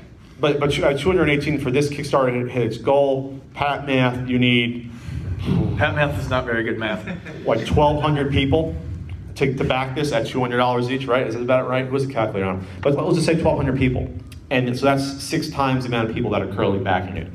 So that's tough. I think you need some heavy promotion for people to be aware of this, but I don't know how you find those people that would, maybe the people that bought the ColecoVision, all-in-ones that came out like, 8, 9 years ago. Maybe some people like that would still be interested, but they bought that all-in-one, they might be satisfied by it. You know what I mean? So what audience is there for this besides this 218 people? We'll see. Like I said, this should exist in a form that we could buy, but again, it comes down to the size of the market. Like, what if I did a Fairchild Channel F FPGA? It'd be awesome. Ian might buy it, but you might have 20 people end up backing it. So it's just, what are the size of these audiences? audiences? You're comparing apples and bowling balls, huh? Oh, I'm just telling you, though, it's just the scale degree, though. So this is not Fairchild, it's one up from that, but that's not enough for a Kickstarter, though. That's what I'm saying. I'll scratch you again. And scene. And we're back in the saddle again. We are back in time. Great points made about the Kickstarter. There's a couple more weeks left. Check it out. Pat, you look especially handsome there. Did I? Yeah, it was good. Okay. All right. So, we are proud to be partnering with our pals at Dollar Shave Club. From showering to brushing your teeth, and yes, shaving, of course, we all have our everyday grooming routines. When I get up, Ian, I'll shave. I'll brush my teeth even before I eat. Sometimes it's a little bit funky in there. What do you do when you wake up? I do not shave. However, I do shower, and I can make use of Dollar Shave Club's excellent shower products. Their new shower kit comes with trial sizes of their citrus and Hawaiian ginger face wash, their calming lavender and amber body wash, and their sage and black pepper shampoo. Personally, I've really always enjoyed the calming amber and lavender body wash. It is actually relaxing in the morning and calming, and it smells great. Kind of braces me and gets me ready for the day. No matter your routine, Dollar Shave Club has everything you need to help you look, feel, and smell your best. There's shower products, oral care products, hair products, skin products, even those butt wipes, and obviously shaving products. I shaved this morning, Ian. I did. You look baby fresh. Yeah, and this is the best shaving material ever. Their shave butter, the Dr. Carver shave butter, it's the smoothest shave I ever had. No joke. Better than regular shaving cream. And with the razor, it's a good combination, the executive razor. So right now, they're offering their shave, shower, and oral care starter sets for just $5 each. Ian was sent their shower starter set. This is the shave set with the shave butter, and of course their world famous executive razor, which is also good for on the go there. So yeah, they keep you stocked up on your products so you don't have to run out, and you can choose your delivery frequency. So you get what you need, how often you need it. The best part is, the more you buy, the more you save. They call it their handsome discount. Join the club with one of their starter sets for just $5. After that, the restock box ships regular sized products at a regular price. But get the exclusive $5 deal right now at dollarshaveclub.com/CU podcast. That's dollarshaveclub.com/CU podcast. And seriously, try out this shea butter. It's smooth. It's silky. No burn on me here. It's great. Ian, Pat, we got the press release for the AtGames Blast little all-in-one controllers. At least I do. I get the press releases for all this stuff. I'm on the AtGames mailer list somehow, even though I've never owned an AtGames device or said anything kind about AtGames on the podcast. Typically, the past 5 years we've been doing this. Not a lot to say nice about them. But they have this run now of they have a bunch of new all-in-one little consoles with a bunch of different games, just like the Retrobit generation, stuff like that, where it's a mishmash of Data East and Namco games and things like that. Maybe some Capcom games around it. But what caught my eye in particular were the all-in-one Blast little controllers that you hook up to a TV. Yes. With built-in games. Basically looks like a 6-button Genesis controller. So the 6-button Genesis controller plug-and-plays have been around for a very long time. 15, 20 years almost? At least. Early 2000s? I remember going over to a friend's house before I moved to San Diego, and there being one of the NHL ones that was in had NHL 93, 94, 95. Oh my God. Genesis versions. That's right. Yeah. Late 90s, early 2000s? Yeah. So, this form factor has existed for quite some time. I mean, they've been in the joysticks before that, but the actual Genesis knockoff controller shell. So, these Bandai Namco flashback controllers, blasts, were initially billed as basically having they were shown to have the arcade versions of 8 popular Namco games on them, including Dig Dug, Pac-Man, Galaga. I believe Miss Pac-Man was on there. And they used the arcade gameplay box shots on all of them. And, they were trying to get people to, review them and cover them. So, AtGames had sent one out to someone to review, and actually it's my friend and yours, the immortal John Hancock, who's a fantastically friendly guy. And he had reviewed one and gave it a generally decent review. And that one did have the actual arcade ROMs on it. When the product was released in stores and people went to buy it, the boxes and packaging still had all of the arcade screenshots and stuff on the outside. However, when people were buying them, they found that they had the Nintendo Entertainment System ROMs versions. Well, the Walmart one was the exclusive because you got Pac-Mania on it as well. Okay. So it was a slightly different ROM set. So you truck out to Walmart to play that stellar game from the Pac-Man series, Pac-Mania, which there's a charm to it, but it's not really one of the highlights of the series. It's not amazing. However, yes, you basically it was a dupe, and that of course there's no fault to John Hancock in that at all. So that makes me very angry at AtGames for a couple of reasons. One, you are being shitty and shady to your customers, and two, that has the potential to hurt someone's credibility, because if people don't do the necessary research or look into it, they may think someone is recommending something or giving a good review to something, and it's two entirely different models, two entirely different make and models. Yeah, and then they have other ones. They have the Legends flashback, which has Space Invaders and Burger Time on it. And they're putting out a bunch of these because they're easy to do. They have an Atari one, which has the Atari games on there. The 2 different versions with the Ataris, even though they can fit 1,000 Atari games into one little controller. So these are between $20 and $30. They're $30 online at GameStop. They're probably a little cheaper at Walmart because they undercut everyone. So AtGames, we know, has a terrible history of shoddy products to begin with. Yep. So you think at some point they would get it together, even though they've dropped the ball continually, even with the last the Genesis flashback that came out a year or two ago, right? Oh, yeah. So much so that now Sega themselves aren't using AtGames for their future Genesis Mini. Originally they announced it, and then they was quickly changed that they're not using them because Sega wants to cash in on the popularity of obviously the NES Classic and do like a proper I guess Genesis Classic, but they don't trust, I guess, what AtGames has been doing. So my question of questions is just, why would you ever even use NES ROMs when the arcade ones are available? In what world would you think that's a proper idea to do that? I don't know, but I have no idea. But what makes the matters worse is how AtGames replied. I mean, did you read about it? So this is crazy. So after people called them out on it, this is how it goes. AtGames responds, as fans of retro games were asking for an explanation. The early review version could not make it to production, even though it was anticipated it would. They did not elaborate on why. That's then they continued. Next tweets. You never heard of companies multi-tracking product development?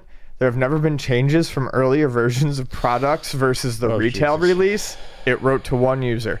So you're saying we custom made a special product in hopes of deceiving people because we thought no one would notice a difference like that? Oh, Jesus. I'm not sure I'm seeing how that makes sense versus the reality of a production change.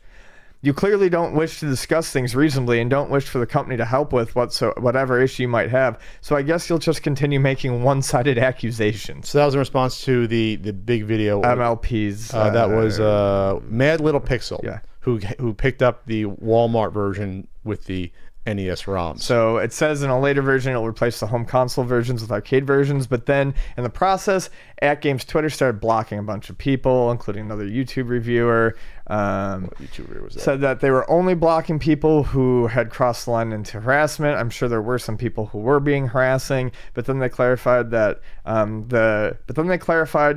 a harassment was repeated use of the word scam and other words like it.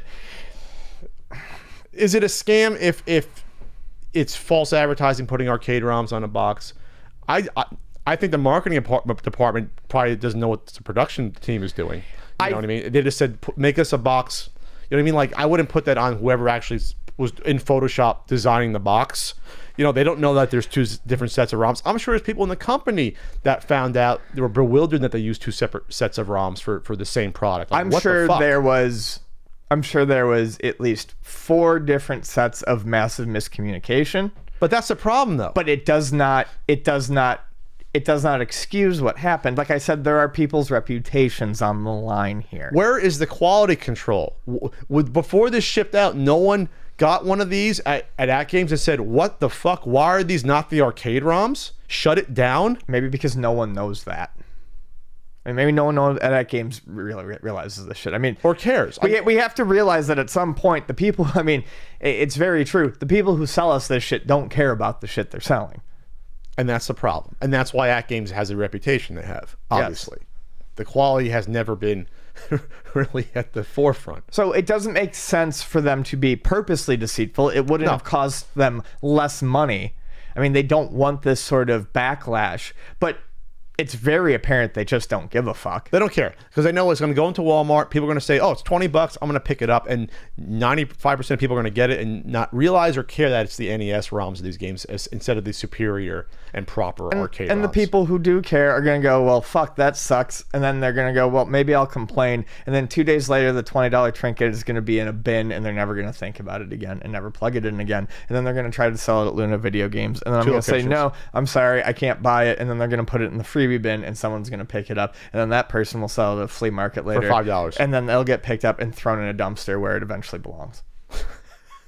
And that is the life cycle of the AtGames product. Right? It is. It absolutely is. That's how it goes. I mean, I hear that some people are somewhat impressed with some of the later Genesis ones, but I guess that's just the bar's so low. Gotta love a good game of yawning Triceratops. Triceratops. So, yeah, I don't know if it was direct deception overtly like we're going to get those There's customers. no reason for it to be No, direct there's not. deception. But it's even almost worse than that. It's just incompetence, not knowing what's going in your products. It's just not caring. There's no reason that you'll say, okay, on this run for the Walmart, we're going to drag and drop whatever product, use the NES ROM versus the non-Walmart, use the arcade ROM and a different emulator inside. Like, why would there be two sets of internal It software? almost seems like it would be harder. It would be yes, thank you, Ian. It makes your life harder to do that. It's almost as if two different entire teams were working on a product that is 99% the same, except for the swap out of Pac-Mania ROM. Like none of it makes sense. AtGames, get your shit together, is what I'm going to say. Just this shouldn't happen. It's an embarrassment. It's an absolute embarrassing. No, it is embarrassing. I'm just quoting a show. Oh, but isn't it embarrassing? It is. It's embarrassing for this to happen. I'm embarrassed. Now I need a trash can to kick across the room. Don't kick my Punch Out one over there. Ja! Or Super Mario Brothers, the one that I threw all the rare Sega Saturn games in the Wall Street Kid video. I like that video. All right, Ian. So speaking of Luna Video Games, 2 locations, Chula Vista and El Cajon. Thank you. There's an independent game 11 to 8 Monday through Saturday, noon to 5 on Sunday. just celebrated 10 years. 15. Oh, 15. Excuse me. 15. Ian celebrated 10 years. There. 12. Wow. Yeah, been around for a while. Almost a baker's dozen. All right, Ian. So What's up? What's going on, Red buddy? Dead Redemption 2 is coming out, and there's an article that came out that you wanted to lead the way on here about independent games. We're told they won't get it until November. So was that like a week and a half after it comes out everywhere else? October 26th, it comes out in a few days. About a week. So originally when I saw the headline of the article before reading it, For weeding it?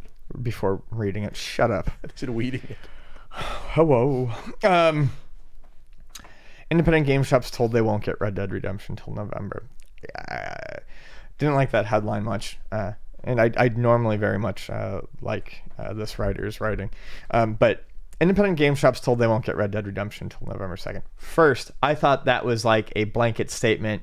You will be getting this by our decree. You will be getting this game From up high, Rockstar. we have decided that you will not be getting this game until 1 week after the release date because this is a policy now. I mean, am I wrong? Does that seem like the... From the headline, yes. That's Okay. what it seems like. That's what it seems like. Okay, that's not it. Independent game shops told they won't get Red Dead Redemption 2 until November. That's not it. When you read into the article a little bit, it says that basically they're being told that because of how it's being shipped and all that, that there will likely be a delay on their copies coming in. This sucks. This does suck. And that's awful, and I'm going to get into why. At Luna Video Games, we used to get in new copies of new games, okay? We would take pre-orders, we would call up our distributors, we would order in basically just enough for what we had for pre-orders, and then maybe, a few extra copies. As time went on, we would order less and less, basically with, as digital became a more viable option, especially on the West Coast, on the West Coast with like PlayStation and Xbox One or an Xbox, you can do your pre-orders and they will actually come out at 9 p.m. the day before because it launches at midnight on the East Coast. So a lot of people would do the digital if they really wanted it. They'd get it 3 hours early. They wouldn't have to wait in line at a midnight launch. There was no reason to wait for Luna to get their copies at noon the next day. Okay? Sure. So we started to see less and less need to pre-order in these new copies. So then,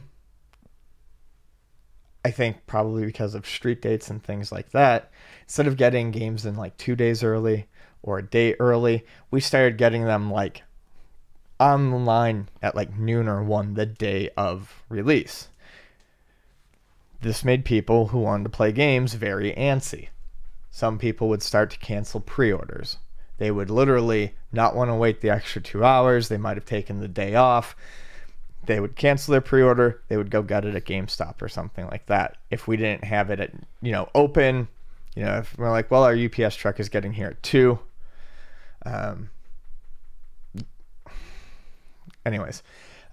That's, they would cancel the pre-order. So eventually the games would start coming a day, 2 days late. Sure. This is 3-4 days ago. Or 3-4 years ago. And it just started happening all the time.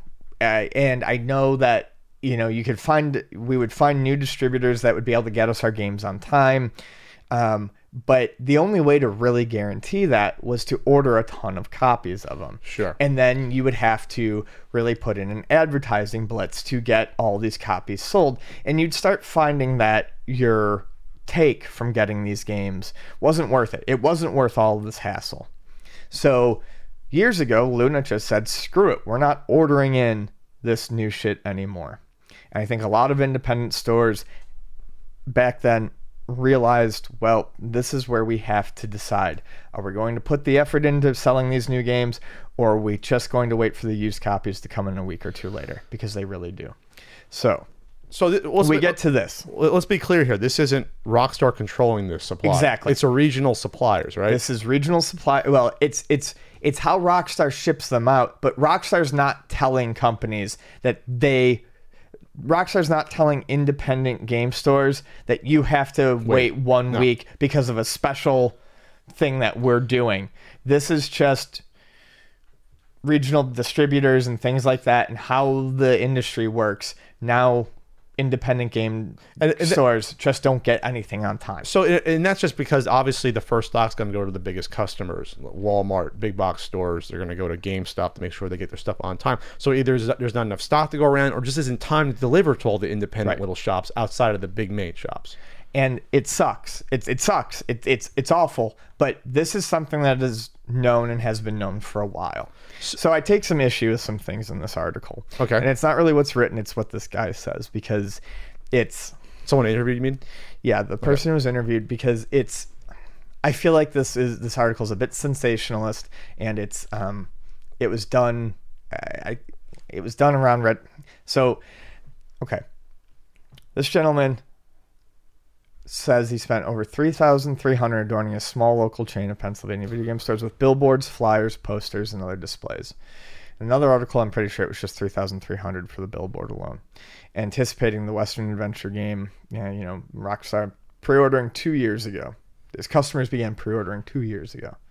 And he started spending all this money on it. Okay, 2 years ago should have been, long enough ago to know that, that's risky. That's just a business risk. This is a business, that's a business risk that we are taking in this day and age. I'm not trying to sound like... Especially on an item that the margin isn't that big for what you talked about with me, right? Yes, exactly. It's not big at all. Like a few dollars per game? Anywhere from 3 to 6, 3 to 8, depending on the game. Okay, so we'll get to that. Gotta do some Ian math on this. So we're doing 3,300 on that. And down here he says that... So between his 4 stores, he predicts his customers would have purchased more than 1,000 copies, he said. Okay. So 1,000. Pat math. 60 times 1,000, $60,000 in lost sales is what he's saying. Well, but that's gross sales. But that's not right. So if he's going to make, let's say, $5 per sale, $5,000 per sale, he's only making $1,500 in profit on a 2-year-long gamble. So okay, let's back up. We'll just say he sells it for $60. He spent $3,500 on advertising. Okay. He has to put in about $55,000 to buy the games. We'll just start at the profit per game. We'll just say it's $5 per game, which could be high. It's $5. Let's just say it's $5. He sells 1,000 copies. You start at $5,000, right? You're not taking into account the $3,500 for the sign, right? Start at $5,000. Start at $5,000 profit. Subtract $3,500. Best case, average scenario. And then you put in, what else do you got to put in that? Any other overhead that might be involved in this venture over the years. You're making $1,500. At most. Yeah, at most. For a 2-year gamble. That's awful business practice. It's terrible. So, I know the big businesses are not small businesses' best friends, but that's... You're just saying be smarter about this. I'm just saying be smart. Owner. Yeah. I wish we tried forever to try to find a good way to work with distributors to get a reasonable amount of new copies of games to work with our customer base. I know some independent video game stores do it because they have a larger base for newer games. Our customer base is almost entirely They buy the newer games, but they want them used. Our big spenders buy the retro stuff. That's just it's a problem worth complaining about and addressing. But this is not the way. I'll tell you why. I'm sorry, I don't feel so bad about this. The author is Cecilia D'Anastasio. I'll tell you why she did a bad job here. Because the people, what's that? I said, whoa, okay. This is why it's a bad job. This is why it's more sensational than it should be. Because when you print something that says, a guy says $60,000 in lost sales, you got the author has to try to follow up and say, exactly. What does that actually mean? And the author has to then clarify that that's gross sales and not profit. No, that's true. Because when that goes unchecked, people in the comments are like, this guy's getting fucked out of $60,000. No, he's not. He's getting fucked out of a few $1,000s at most. Right. And most game shops wouldn't sell 1,000. Like if Luna sold, say Luna sells 50 or 100, something like that. We would order in like 30. 30. So you lost $150 of profit. You didn't lose $1,800. Yes, exactly. So that's why it's a bad article. Sorry, Cecilia. I mean, you have to be better about that, because people in the comments are like, this is bullshit. This is fucked up. But you're absolutely right. Yeah. That is where it came through. Like it had to be. This entire rant is unchecked. Yeah, we're not saying this is a good thing that these stores don't get on time, but it's just the reality of the situation. It's been like this forever. It's been like this forever, and this has been a problem forever, and it's weird that it's just being blown up now with this, and really it just reads like someone who's sour about something that happens in business all the time that we've all had to deal with, and it was a bad gamble. What do you think about this quote from Daniel Maston, who runs Video Games New York, who I've met at conventions? Said there might be some fear around local stores breaking street date. They want a distribution chain they control, Maston theorized. Do you think there's anything to that? I do. You think there's some stores that have screwed over everyone else? I do. I think there's some stores that have. I don't, and I'm not saying this with a wink and a nudge. I do not know the stores that do it in LA, but I know that there are stores in LA that do it, and it had... because of, the closeness on the coast. So, people could get games pretty early in LA, and it did. That sort of thing has ruined shit for people. Because then GameStop will say, what the fuck, get them in line, because now they're hurting our sales and we're the big dogs. And so they'll say, okay, well, then they ruined it for all these smaller mom and pop shops. That sort of stuff does ruin it. Breaking street date does have a fucking price to pay. Yes. And over the years, especially with advanced piracy and digital distribution and uploads and all that sort of stuff. Yeah, I've worked at Luna for, like I said, 12 years now, and I remember we used to be able to get games in. We'd have the box sitting, there for 3-4 days sometimes, and we stopped because we'd start getting our boxes 2 days late because they wouldn't ship them out sometimes until day of. Here's the good news, everyone. In 10 years, everyone will be buying these games digitally anyway. So, these gigantic games. What was it I hear now? You can pre-install the game even before, and then the day it comes out, you don't have to wait like the hour to install it or 2 hours. Yeah, you just get the code. It'll download most of it, and then it'll download the final chunk, the final 500 megabytes a patch, and then unlock it. I've done it before. And there you go. Yeah. So don't worry about it. GameStop won't be able to sell these in the future much longer either. It's just the reality of the situation. So, we might be covering this topic somewhat in a little documentary coming out next year. So that's it. So so it's not the end of the world. It's not good, but it's also not putting these mom and pops out of business because they have been profiting off this for a while anyway. I was gonna say, that's the thing. This is nothing new. If this was going to put mom and pops out of business, it would have done it 5, 6, 7 years ago. Sure. You just have to evolve your business. Okay. All right. We're going to talk about a little Netflix thing here that, I don't know, we were halfway into this topic before we figured this is interesting. So the Netflix Marvel series of the Defenders folks, it started with Daredevil, you got Luke Cage, you got Jessica Jones, you got Iron Fist, and they did the Defenders. And then you did the Punisher too. I was talking about the Punisher series, which was good. Very violent, by the way. Disney only does softcore stuff. No, Punisher was fucking violent. You see that? Yeah, series? I did. I watched good series, but very violent. Anyway, so they've come out to mostly good reviews. I think the worst of them was probably the first series of Iron Fist. Then again, I wasn't a huge Jessica Jones fan. I fell asleep during the episodes of Jessica Jones season 2, so I said, okay, this isn't for me. But they've been good though. Violent production values are good. Whatever. They've done okay. But now they canceled the season 3s of Iron Fist and Luke Cage within a couple weeks after the Iron Fist season 2 came out, which was better than season 1, by the way. But season 1 was a disaster. I'm not watching either. And then Luke Cage were both good seasons. I enjoyed season 2 of Luke Cage more than season 1 because of the mix-up in the villain. After the first half of Luke Cage season 1 was really good. The second half fell off a cliff to me.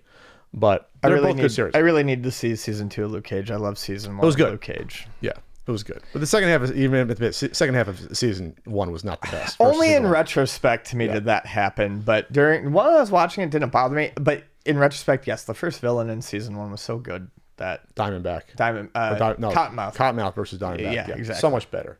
An actress much. Anyway, so they're canceling now these Marvel shows, which has not happened before. It's only happened on network TV before with Agent Carter. My Love Haley Atwell getting screwed out of a season 3 when they left on a cliffhanger of season 2. But that was on ABC though. I'm surprised they didn't bring that to Netflix. But anyway, so their decision came October 20th via a deadline, and people were wondering what's going on because it's not clear that if this means that these are gone for good now, or if Disney's streaming service coming out next year is going to pick them up, because both seasons ended on a cliffhanger. Iron Fist season 2 ends on a cliffhanger. I won't spoil it for Ian in case you ever watched it. And Luke Cage season 2 basically ends with Luke Cage being in the position of power, like he's like now becoming like a gangster. He's becoming what he was fighting against. This shot ending was a direct homage to the end of The Godfather, pulling back, looking what's going on, and the door's closed. That was the end of Godfather. Like, this is a guy that didn't want to become what he hated, and he's become what he's trying to avoid.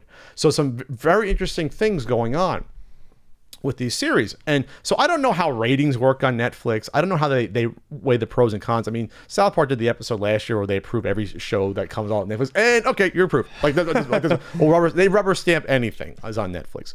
So you would hope that this would mean, again, that Disney picks these up and does it themselves instead of going through Netflix, So according to the initial report regarding the cancellation of Luke Cage, behind the scenes tension between the show's creative team, Netflix and Marvel prompted the sudden decision to end the series. According to the report, the pink slipping of Luke Cage was ultimately a combo of the age-old Hollywood creative differences and the inability for the parties involved to reach a deal on how to move forward, according to sources. So it's a bummer, especially because it's gonna be weird because like they're doing another Punisher series. Daredevil season 3 just came out, and I gotta watch it. I have to watch it. I mean, I really did not care much for season 2 of Daredevil. I liked it. The last 4 episodes were pretty decent. I thought it was a good continuation. The Punisher stuff was good early on. Punisher stuff was okay, and I liked the D'Onofrio stuff as Fisk. The reason I want to watch Daredevil season 3 is because D'Onofrio's Fisk is back, and I can't think. It's hard for me to think of a representation of a villain in recent memory that is well done as D'Onofrio's representation of Kingpin. It's just so fucking good. It's very nuanced. There's a lot of backstory stuff that you would expect that wasn't from the comics. It's like, oh, they added to this pretty well. They did a good job. D'Onofrio's D'Onofrio. He's one of my favorite fucking actors. Yes. He's kind of like a sleeper. Like, there's not a ton of people who love him, but like the people who love D'Onofrio. Well, he has a lot of high profile stuff. It's always, he's sort of that guy that, he's filled out this role pretty well. He's my guy. I mean, even in like the shittier movie, well, not the shittier movie, but even in the less known movies, like in The Cell, he made The Cell watchable. Oh, I didn't see that. He shows up in The Breakup as Vince Vaughn's brother, and he only has a few scenes, but he's trying to do something as peculiar brother character. Like, he could have just phoned it in if he wanted to, but he didn't. He never does. He never phones anything in. He's great. You could tell he put a character, like a study behind this character that has like maybe 20 lines the whole film. Yes. And he did, because I just noticed that. I'm like, this character is like peculiar, and I can tell there's something here. Yep. He's like awkwardly existing with his brother. I'm like, there's something here, but I'm watching a dumb comedy with Vince Vaughn and Jennifer Aniston. Bless you, Vincent D'Onofrio. Yeah. Bless you, Vincent D'Onofrio. People would say they'd love to see D'Onofrio's Kingpin with Tom Holland Spider-Man. Like, that would be an awesome thing to see. I'd melt into a puddle. I'd lose it. Let's put it this way. Not that I don't want to see Mysterio on the big screen, but it's Mysterio. I mean, I guess you can make it interesting, but it's Mysterio. Just please give me D'Onofrio. But anyways, of course, though, Ian, Luke Cage and Iron Fist are buddies in the comic. They team up at some point. That's initially what I thought. See, I haven't seen either season 2 of either of those yet, and someone had told me, apparently erroneously, that either it in the story or what they had heard was, and what I had always thought was going to happen personally, that eventually Luke Cage and Iron Fist were going to, meet up, because it's what happens. I mean, that's just, they're buddies in comics. It always happens. Maybe that's what was going to happen in each of their season 3s. I don't know. But however, when Iron Fist got canceled, in the back of my head, I said, well, there goes Luke Cage. I have no idea if that's why. Obviously, it doesn't seem like it is. Iron Fist did poorly all around. It makes sense to me that Iron Fist got canceled. This is saying creative differences, so it's very obvious that it could just be two separate reasons for them both getting canceled. But it did seem, I mean, to me, it just made sense also that Luke Cage was getting canceled because Iron Fist got canceled. The relationship is going to get weird between Netflix and Disney/Marvel, just because it seems like season 3 of Daredevil is getting rave reviews, so they're going to try to probably keep it there. Netflix, depending on how the deal's structured. Then Punisher is probably going to do well, and Jessica Jones, I think, is filming now the season 3. You might now have this shift of balance. It's almost like the relationship between Sony and Disney now with sharing Spider-Man. You might have to share these TV characters if Netflix, which is going to be weird, because you can't have like Defenders season 2 now without bringing back Luke Cage and Iron Fist. You can't do it. I will say this. You will be happy to know that in Luke Cage season 2, there is an episode that Danny shows up, Iron Fist. It is the best version of him. Good. If they wrote him like in the Iron Fist series, it wouldn't have been as shit upon. Like, I'm not the biggest Iron Fist fan, that even I know that the character was awful in season 1. He's better in season 2, right? But they couldn't change the character enough to recover. They couldn't like 180 the character for being the whiny, sniveling, out of touch character in season 1. So yeah, like that to me was a weird decision, and maybe that was more of a Netflix thing than Marvel. Because I didn't when I first watched that season 1, I was watching this seeing, I can't imagine, because Marvel with their movies they've been pretty faithful to how these characters, with their origins, where they come from, and how they act. When I saw Iron Fist, I was like, scratch my head, like, this is a strange, like, deviance from the character that had to be purposeful. Like, you have to make a decision that we want this to be written differently. Like, we want this to be different than what people are used to, for whatever reason. I mean, they make jokes about him, saying, "Oh, you're just some rich white boy. You don't know what's going on." They make him look stupid in Defenders, and if I was the best part about Defenders was the fact that he wasn't in it for really any of it. Like, he was the person. He was a MacGuffin. Yeah, I mean, so for people who are newer to the podcast, Iron Fist is one of my favorite Marvel characters. Like, very much top of the line. I think the Matt Fraction, Dave Asia run of Iron Fist. Is it The Last Iron Fist and Seven Cities of Heaven or something like that? Those two arcs are just fucking phenomenal. They're gorgeous. They're amazingly well written. They're great stories. And there's other stuff too. Iron Fist is a really fun character to read that can be funny. They can take him kind of seriously. They can be. It's great stuff. And the reason why I won't watch the Marvel ones is because just immediately people were like, "What the fuck? What the fuck?" And then I read a little bit about it, and it's like, yeah, people always say, "Oh, just watch it." No, I've never had one single person, and absolutely never one Iron Fist fan, ever tell me that it was ever worth a shot. Yeah, even the martial arts scenes are choreographed better in season 2. They got rid of the writing team and the fight choreography team for season 1. They got rid of everyone. Okay, because I heard the fight choreography was miserable too, and I was so looking forward to it. I'm like, the action's going to be great. It's going to be funny. It's going to be... No. I heard it was sad, depressing, whiny, and the fighting sucked. And there was very little of it. Part of it, Finn Jones... Yeah, sorry, guy. Wasn't a trained martial artist. You can tell, kind of Ralph Macchio-esque, where it's like, yeah, he's going through punch motions, but he hasn't been training for a while. Like, it takes you years to really know how to look, like a real martial artist.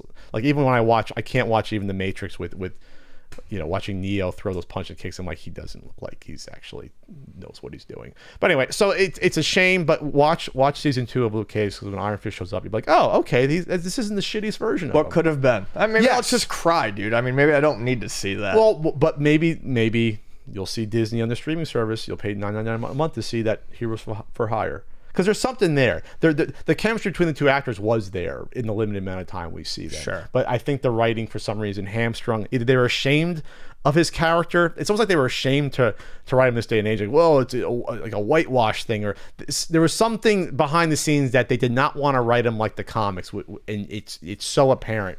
Like they just shifted it away from what it was. And just fucking run with the concept. It's there. People like it for a reason. Don't shy away from it. Lean into it.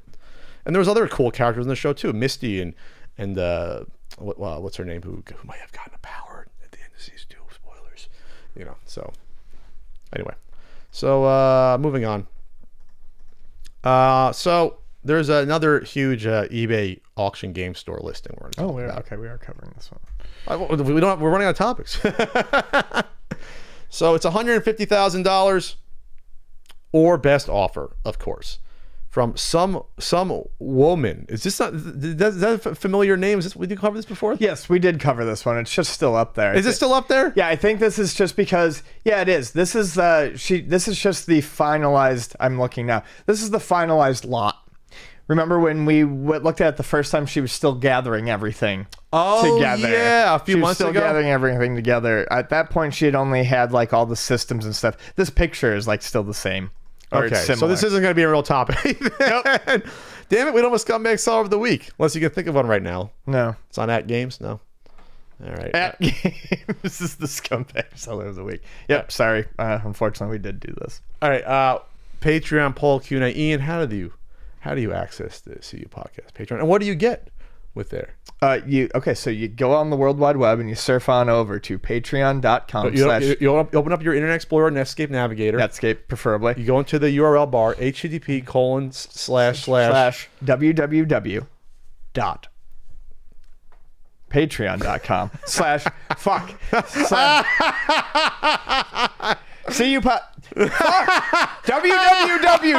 Shut up, Pat. www.patreon.com/CU podcast. And that'll take you to our Patreon page where you can kindly give us some money in exchange for services. Wait a minute, that's not how Patreon works. It's not an exchange. They're patron of the arts. This isn't a cash transaction. I thought it was for a quick, dry handy. Anyways. They're not giving us money for stuff. Yeah, I know. Anyway, so you go to the patreon.com/CU podcast, and there, if you would wish to support us, if you'd like to support us, we have various tiers. $1 a month gets you access to my writings, which I'll be doing one this week, going in deeper into the Portland Retro Gaming Weekend I just had. You can also get access to the full video podcast. You can. And all awkwardness. And you'll also get access to a poll topic. Yes, Ian. A poll. So in third place, if you can do a one-room mini arcade, what handful of games and pinball machines will go on it? 21%. I think that one's getting retired. For now. We tried it. Second place at 28%, is there an immaturity attached with young adults who become wealthy solely off of social media? Number one with the bullet, 51%.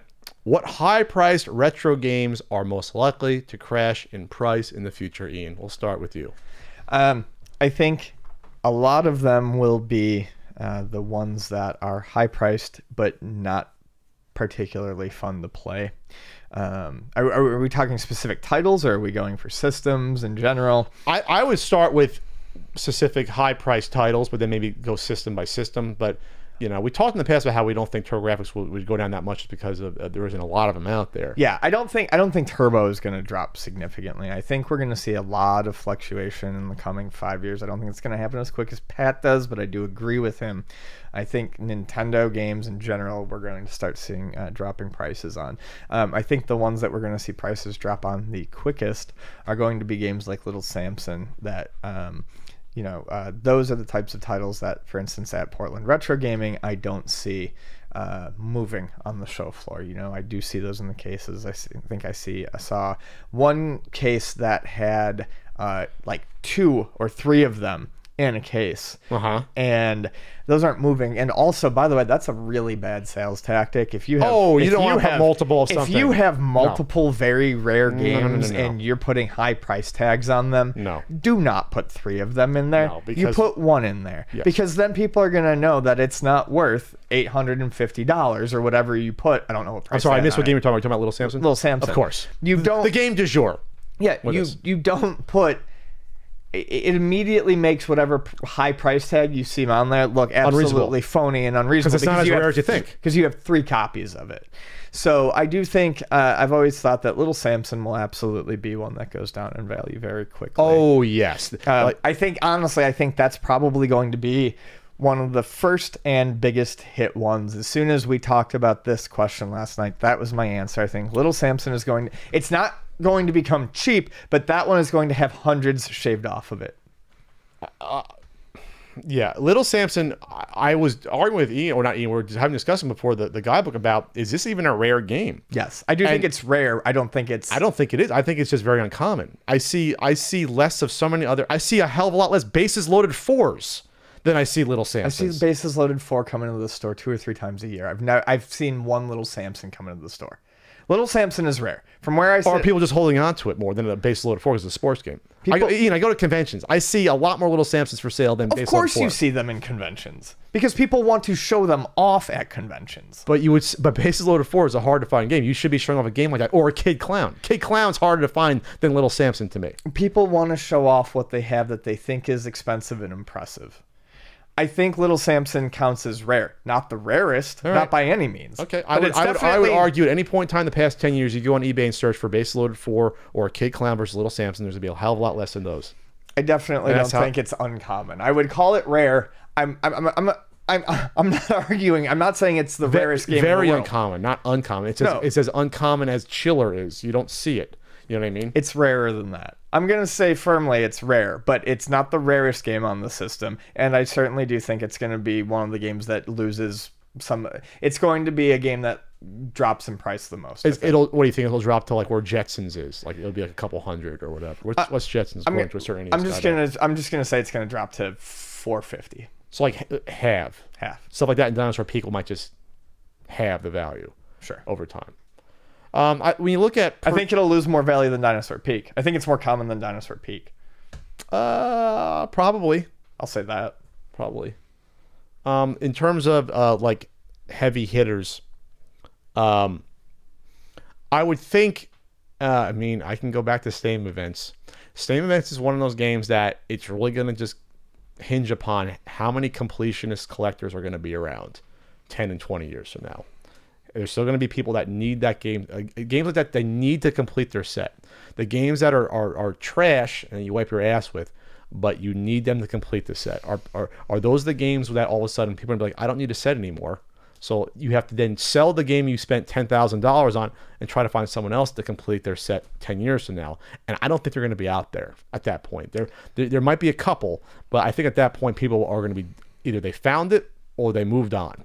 You know, how patient are these people? They're going to wait 15, 20 years to pay, you know, to get a discount rate on a game like that. Besides me, of course. Like if I didn't have Steam Events 10 years from now, and it's only $1,000 now. Yeah, I'll buy it. But I'm not paying, $2,000 off. I'm going to pay $8,000. No, I don't care still. Sure. Like I'm still priced out.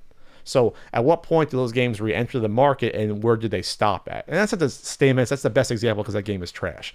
You know, but even a game like Hero Toma or Trograph's probably a bad example, but you know what I'm saying, like a Musha, things like that. Like, will those games come down in price because the allure of having the complete Genesis set wears off? You know, I think there's a chance for certain games like Musha, though, and maybe, like I said, that one's an anomaly. I think certain games that have always had a hardcore following, say shooters, for instance. I mean, all the way back to the late '80s to now. I think popular genre games have the best chance at keeping value over time.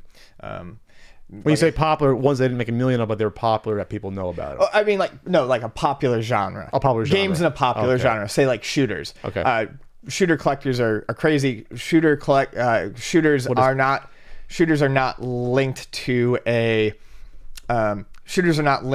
certain system. So say if you like shooters, you're not collecting shooters for a certain system. You're collecting shooters in general. So say something like a Radiant Silver Gun has been $200 for like 14 years and almost never, anything else. Sapphire has been $500 for almost forever. Things like that, because they're part of a popular subgenre that people are very hardcore about, I think those games have a chance to retain their value for longer because they're not necessarily so hard tied to the fickle interests of entire system collectors. Do you get what I'm saying? So maybe a better example would be something like Crusader of Senti, where it's a game that it's hard to find. Once you got a much more Genesis completionist out there, the game starts soaring in value. But that may not be a game people want to go back and play on its surface versus like a Musha. Is that what you're kind of saying? Yes, I'm saying like if a game is good and someone really enjoys a genre, those games are likely to keep their value for longer because they appeal to people outside of a system collector. Sure. As opposed to someone who's just collecting for a system and eventually they're going to get tired of that. So it's not something they need to complete a set. It's something they want because they like a genre. So those are the games that are going to keep their value where, yes, you're right. Something like a Stadium Events or a little Samson. Which is still a good game. It's a good game, but yeah, that's something that's going to fall to the wayside. I would say that any of the non-marquee titles that are rare, that people that aren't brought up in any sort of natural or casual conversation when it comes to video games.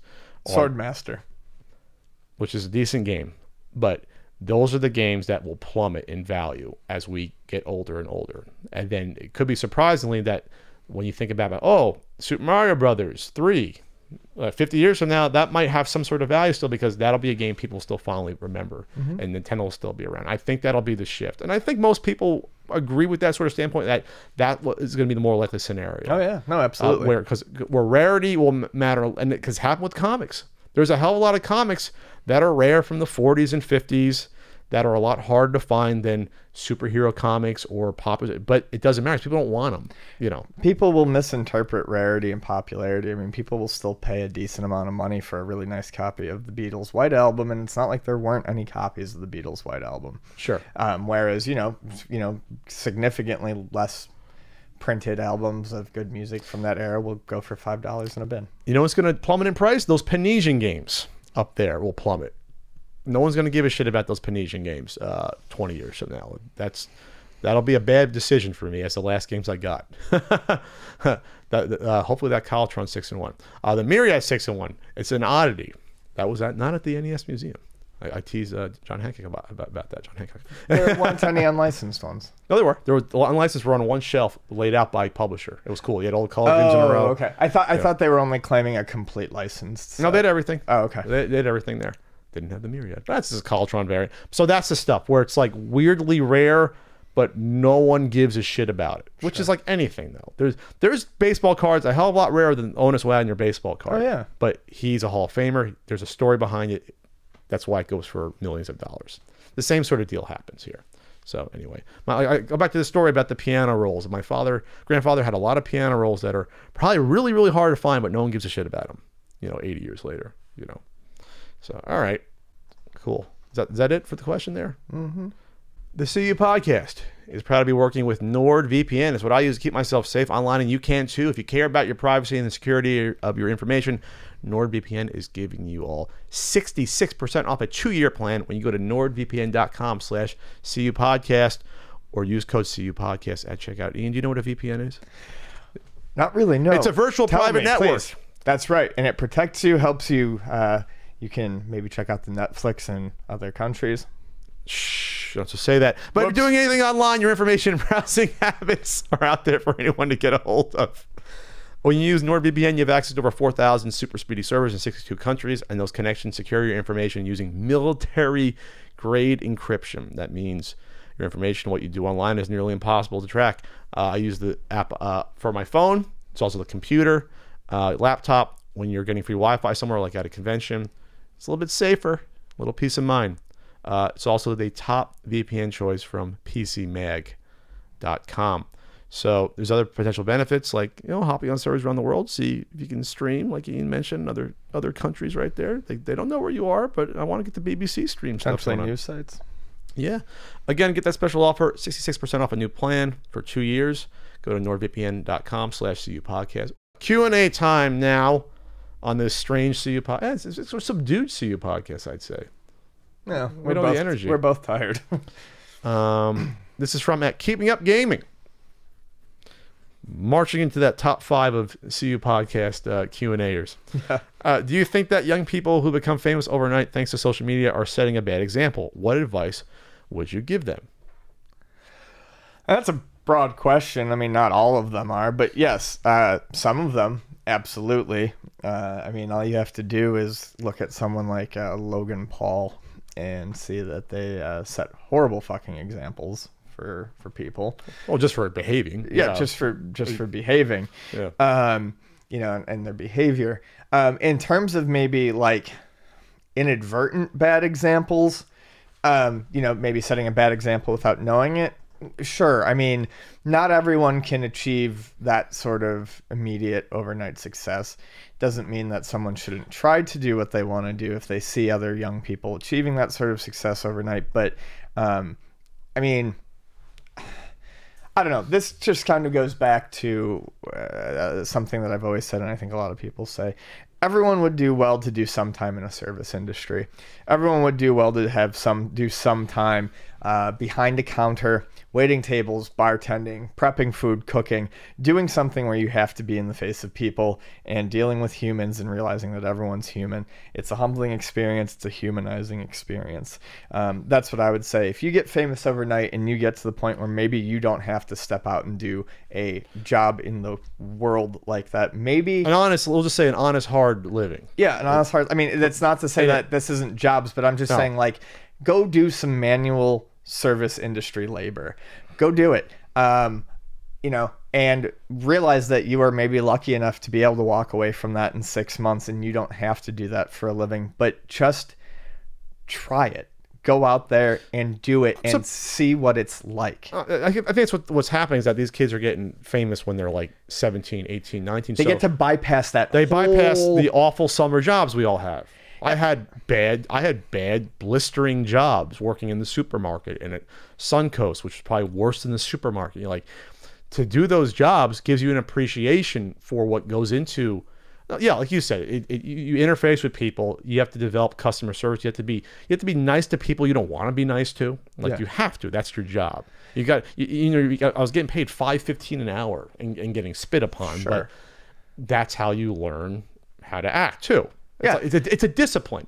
Really a discipline is what it develops. I don't want them to like get out. I'm not saying go do it because I want you to be broken down or something like that. But like people need that social interaction. And not to get off into a weird tangent, but it's kind of the reason why I'm like I don't care for homeschooling. It's part of that growing up. You need that social. You need sure you can say there's other ways to get it, and I'm not gonna get into it that way. But my main basic point is that you need these certain social interactions to help yourself grow and learn. So you're thinking that's besides being like on a basketball team or playing an instrument, you're saying this is part of that training where you should be schooling, having friends. You should work some sort of entry level job to learn how to do this stuff. Yeah, like I didn't do any I didn't join a sports team or anything like that, but I did have a job when I was in high school. I did play in bands and stuff like that. Like you got, and I think the job thing is just really important. I think it's very important to be able to get out there and learn how to work with other people. So then does it become no bad then to set this unrealistic expectation with children and teenagers where like, oh my God, YouTube is a claim to fame and here we go. And that I don't have to work something, that could be a part of it too, where not that kids are avoiding it. I mean, at the end of the day, it's up to the parents. The parents can say, this summer you're getting a job. That's what my dad told me. He said, this summer you're going to get a job. Sure. When I was like, between junior and senior year of high school, you're going to get a job this year. I'm like, okay. And I went to the supermarket, 5-10 minutes away. I borrowed my mom's car to go from work, or they picked me up. I didn't have my own car till I was in college.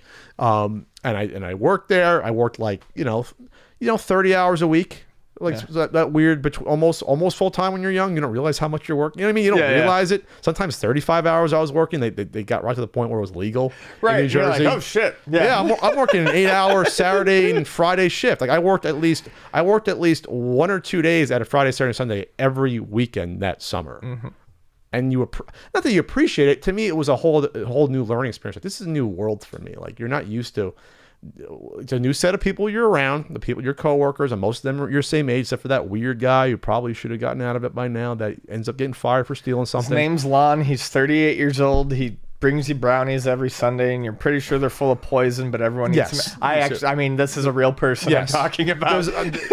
But you learn there's different types of people, and then you learn how to talk to someone, and you're too scared to ask out the girl that uses the orange spray tan, but she's cute. You know, you go through these things. Y'all getting high in the cooler. Yeah, I mean, all right. So, anyways, you know, but yes. So, but setting a bad example. At the end of the day, though, if I have a child, well, there's like a 10% chance of that happening in the future. But if I have a child, and I know that they're on social media looking at stuff, I will have to talk. It's up to the parents at the end of the day to know what the kids are looking at. Right. Who are you watching? You're watching Logan Paul. Oh, let me look at this. You are not watching that again. And you can cry about it, but 20 years from now, you're going to thank me for letting you watch that trash. And that's what I would say. There's things on computers and devices you can lock down sites, and you can do all that. Parents, be fucking parents. This isn't me yelling clouds, but I fear for sometimes, you know, with kids getting away with everything. It's okay to say no to a child. That's past parenting advice. You can say no. They're not your friends. They're your kids. Sorry. I don't. Okay, whatever. Anyway, my dad was not my friend for sure. Anyway, all right. Now it's Ian's up. Doing the question time. This is coming from Gu-Tang Clan. I love his cute little ghost and pumpkin. Ghost pumpkin emojis. How will people in the future shop for 2 days physical modern games? With how much data that needs to be downloaded, updated, and stored on hard drives, will 2 days unsold, resold games be unplayable by others in the future? I did some thinking for this question. And we're talking about console games, obviously, because computers, it doesn't matter. You know, the physical computer games hasn't really been a real thing if you want to make the real argument for like almost 20 years, almost 15 years, you would say. I'd say 2000 was really when it started to veer in. When you're really buying serial codes and keys by that point. You buy the CD-ROM, but like you can also download from the website in the early 2000s and just get a key to do it. That's what I did with Unreal Tour in 2004. When I bought it again, I went online and bought a key code, and I could install the game from the website. You know what I mean? Like that. So, okay, we're talking about games where even games like Breath of the Wild, where, you know, in the future you're gonna install it and it's gonna say it needs an update or something to actually run it. There's gonna have to be services put in place by some outside company, some Steam-like companies gonna have to pop up, or any Steam takes care of it, or something that's console-based in order to make this happen. The best way I could probably think about it is getting the rights from these companies for, say, I don't know, Metal Gear Solid, whatever the last Metal Gear Solid that came out.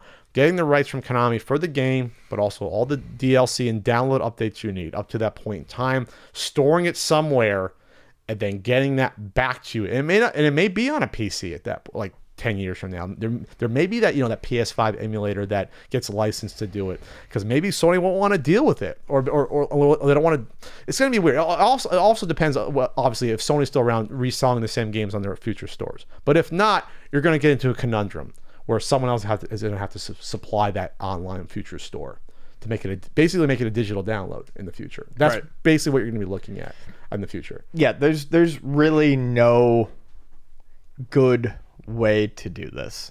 I mean, you can go at some point, you know, a lot of those physical games, I mean, especially the ones that were, you know, launched in bad shape, that's going to be what you're playing. You know, if you're collecting purely physical and you're going to be doing it hopefully without without an internet connection, and it's going to be interesting, because I feel like there will be books written and articles written about these games again when that time comes, whenever it is, that are going to have to reevaluate things as they were the moment they came out, without things like day one patches and things like that. There are going to be versions of games that we maybe never even saw when it comes to that point. You know, games that, you know, we're not able to get that suddenly we can't see these day one patches. Yeah, version 1 of Breath of the Wild will never be played again, potentially, by certain people. It'll be like whatever version 1.7 is or what have you. So I really don't know. It's one of the main reasons I don't worry so much. Like, I love to collect physical for the Switch, but it's honestly one of the reasons I don't worry so much about collecting physical on the PS4. People are like, well, if it's digital, it could all go away with a Switch. And I'm like, yes, and I don't know how playable a lot of these, physical copies are going to be. A lot of them require additional downloads.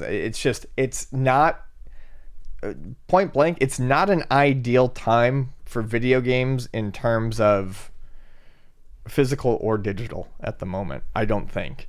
And I really don't know what to say. I don't have a good answer. I think best case scenario, honestly, all this shit gets cracked in 10 years time, and everyone just has everything on huge hard drives, and that's it, the end. And you buy the physical stuff if you want to buy the physical stuff. So you find some place, unfortunately, you're going to have to pirate it somewhere online, get it onto your hard drive that you connect to your PS5.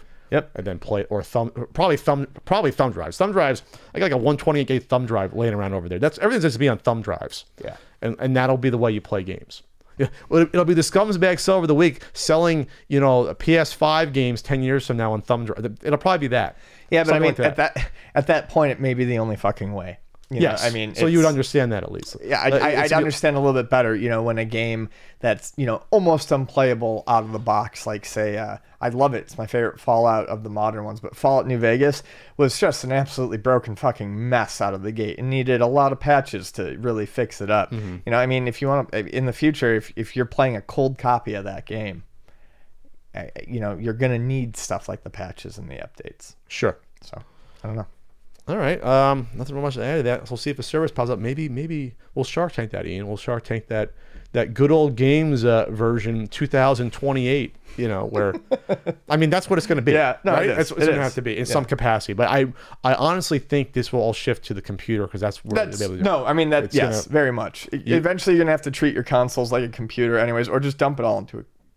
Yeah, they'll give you'll download again Metal Gear Solid 5, whatever. They'll find a way for you to hook your PS5 or your PS4 up to a computer to apply the patches, at which case there's people much smarter than us doing this shit. Yes. I'm not that smart. Someone else is handling it. There's going to be a new freaking pinball fucking effects 2000 fucking thing. Whatever. I never thought I'd see that.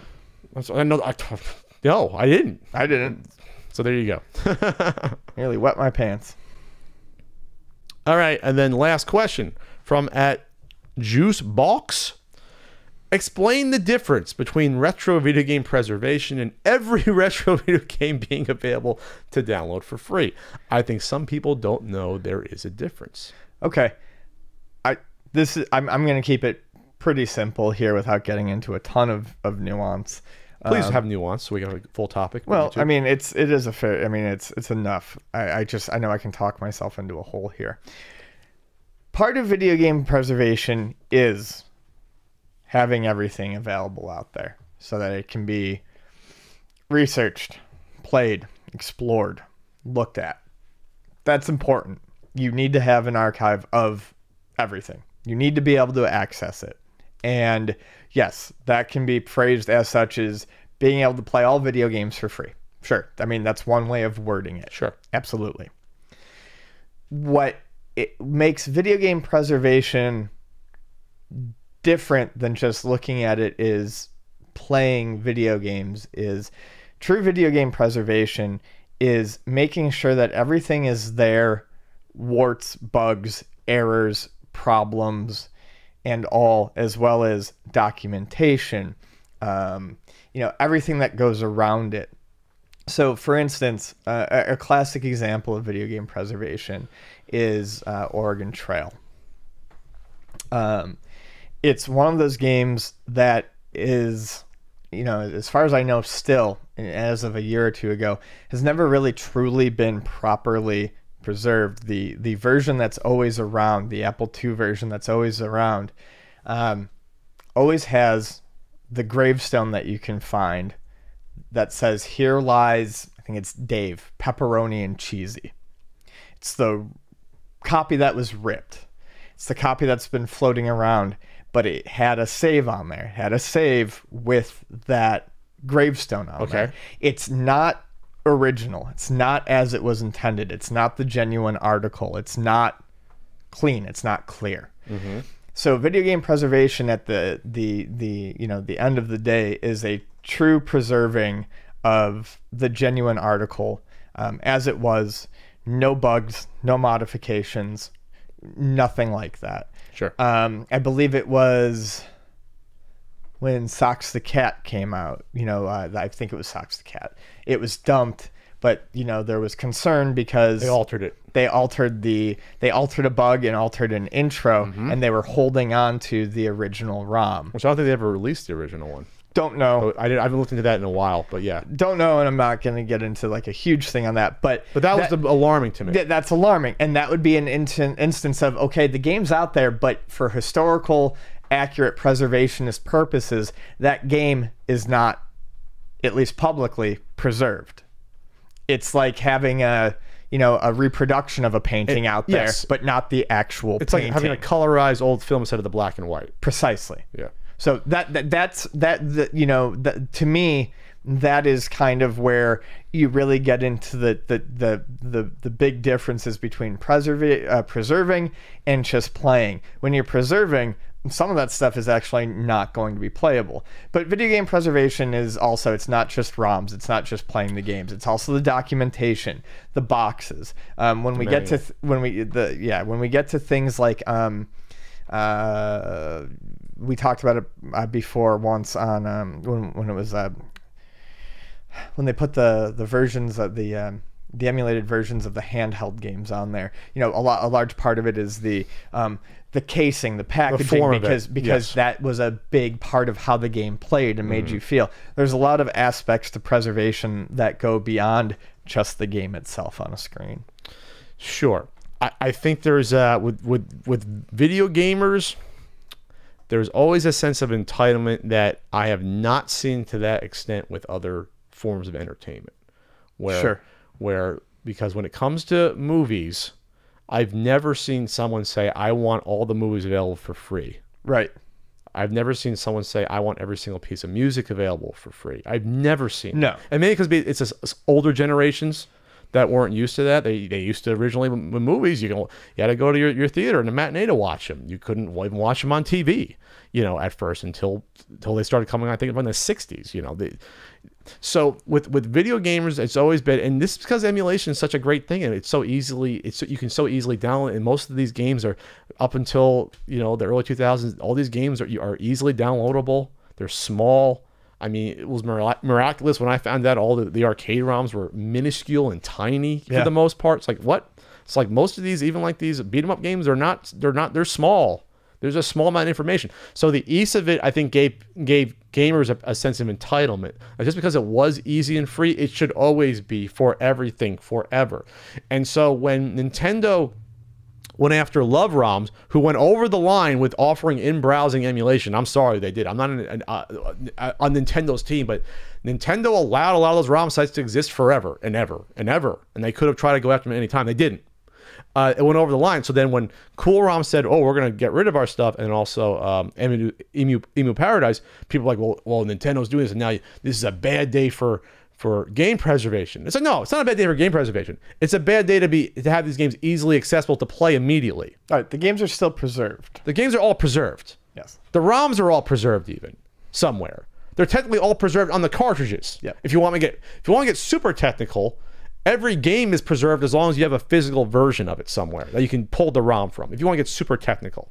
Well, yeah, but I mean that's for cartridges. I mean, Sure. with floppy disks and things like that, that's where actually having a digital archive of it is important. But the argument with those two sites were about these sure. NES games and Super Nintendo and N64. Yes, fair That's enough. the argument. Because any real archivist will tell you an actual digital copy is not preservation. You need the physical copy. Yeah, so that's why I thought it was a bunch of crocodile tears, or not. What's the proper term? I think people were a little bit going over the top with that, thinking it was A little the bit of end histrionics. A little bit of histrionics, including some people that I know and love. Were like, "This is bad. It makes it less easily accessible. You can't get at it." If these ROMs are out there in so many people's hard drives, so many torrents, you can get at these. I say, remember torrents? You don't have to go off on the street and like say, hey, you got that Atari ROM set available? Like, this shit is taken care of for video games. I would argue that these video games are more and more getting, even their older ones are better documented than all the early films. There's so many lost forever that we don't know about. You know, like, and people have sort of accepted that. So where video games, again, I think that it's a different crowd versus movies or TV shows, or especially music, where no one's like, I have to get at it. I will make two points to that.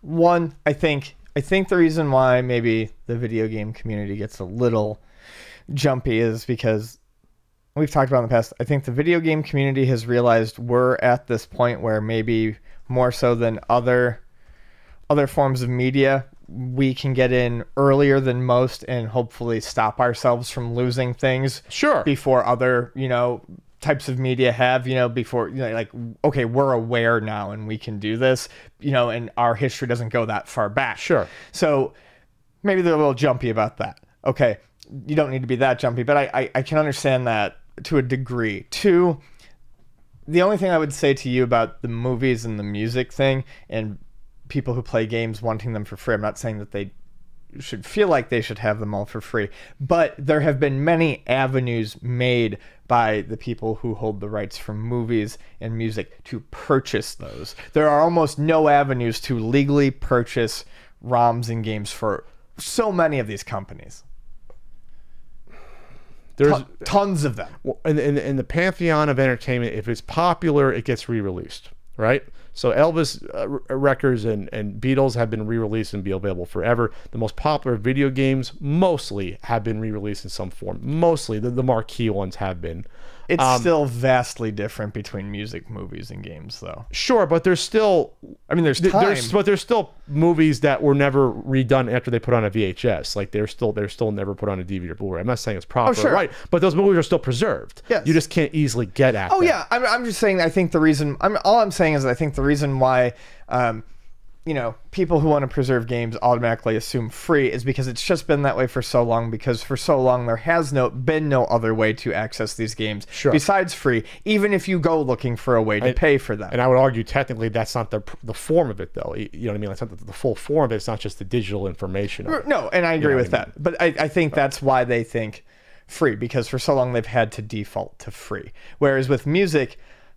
I've never really had to default to free if I don't want to, even if I'm looking for obscure shit. Right now, I can think of almost any of the most obscure shit I listen to, and right now, probably find it for purchase online. Everything's on YouTube now. Like, YouTube's become like what Napster you couldn't envision with Napster, where you don't have to even download the music anymore. I can type in any song and it'll be on YouTube.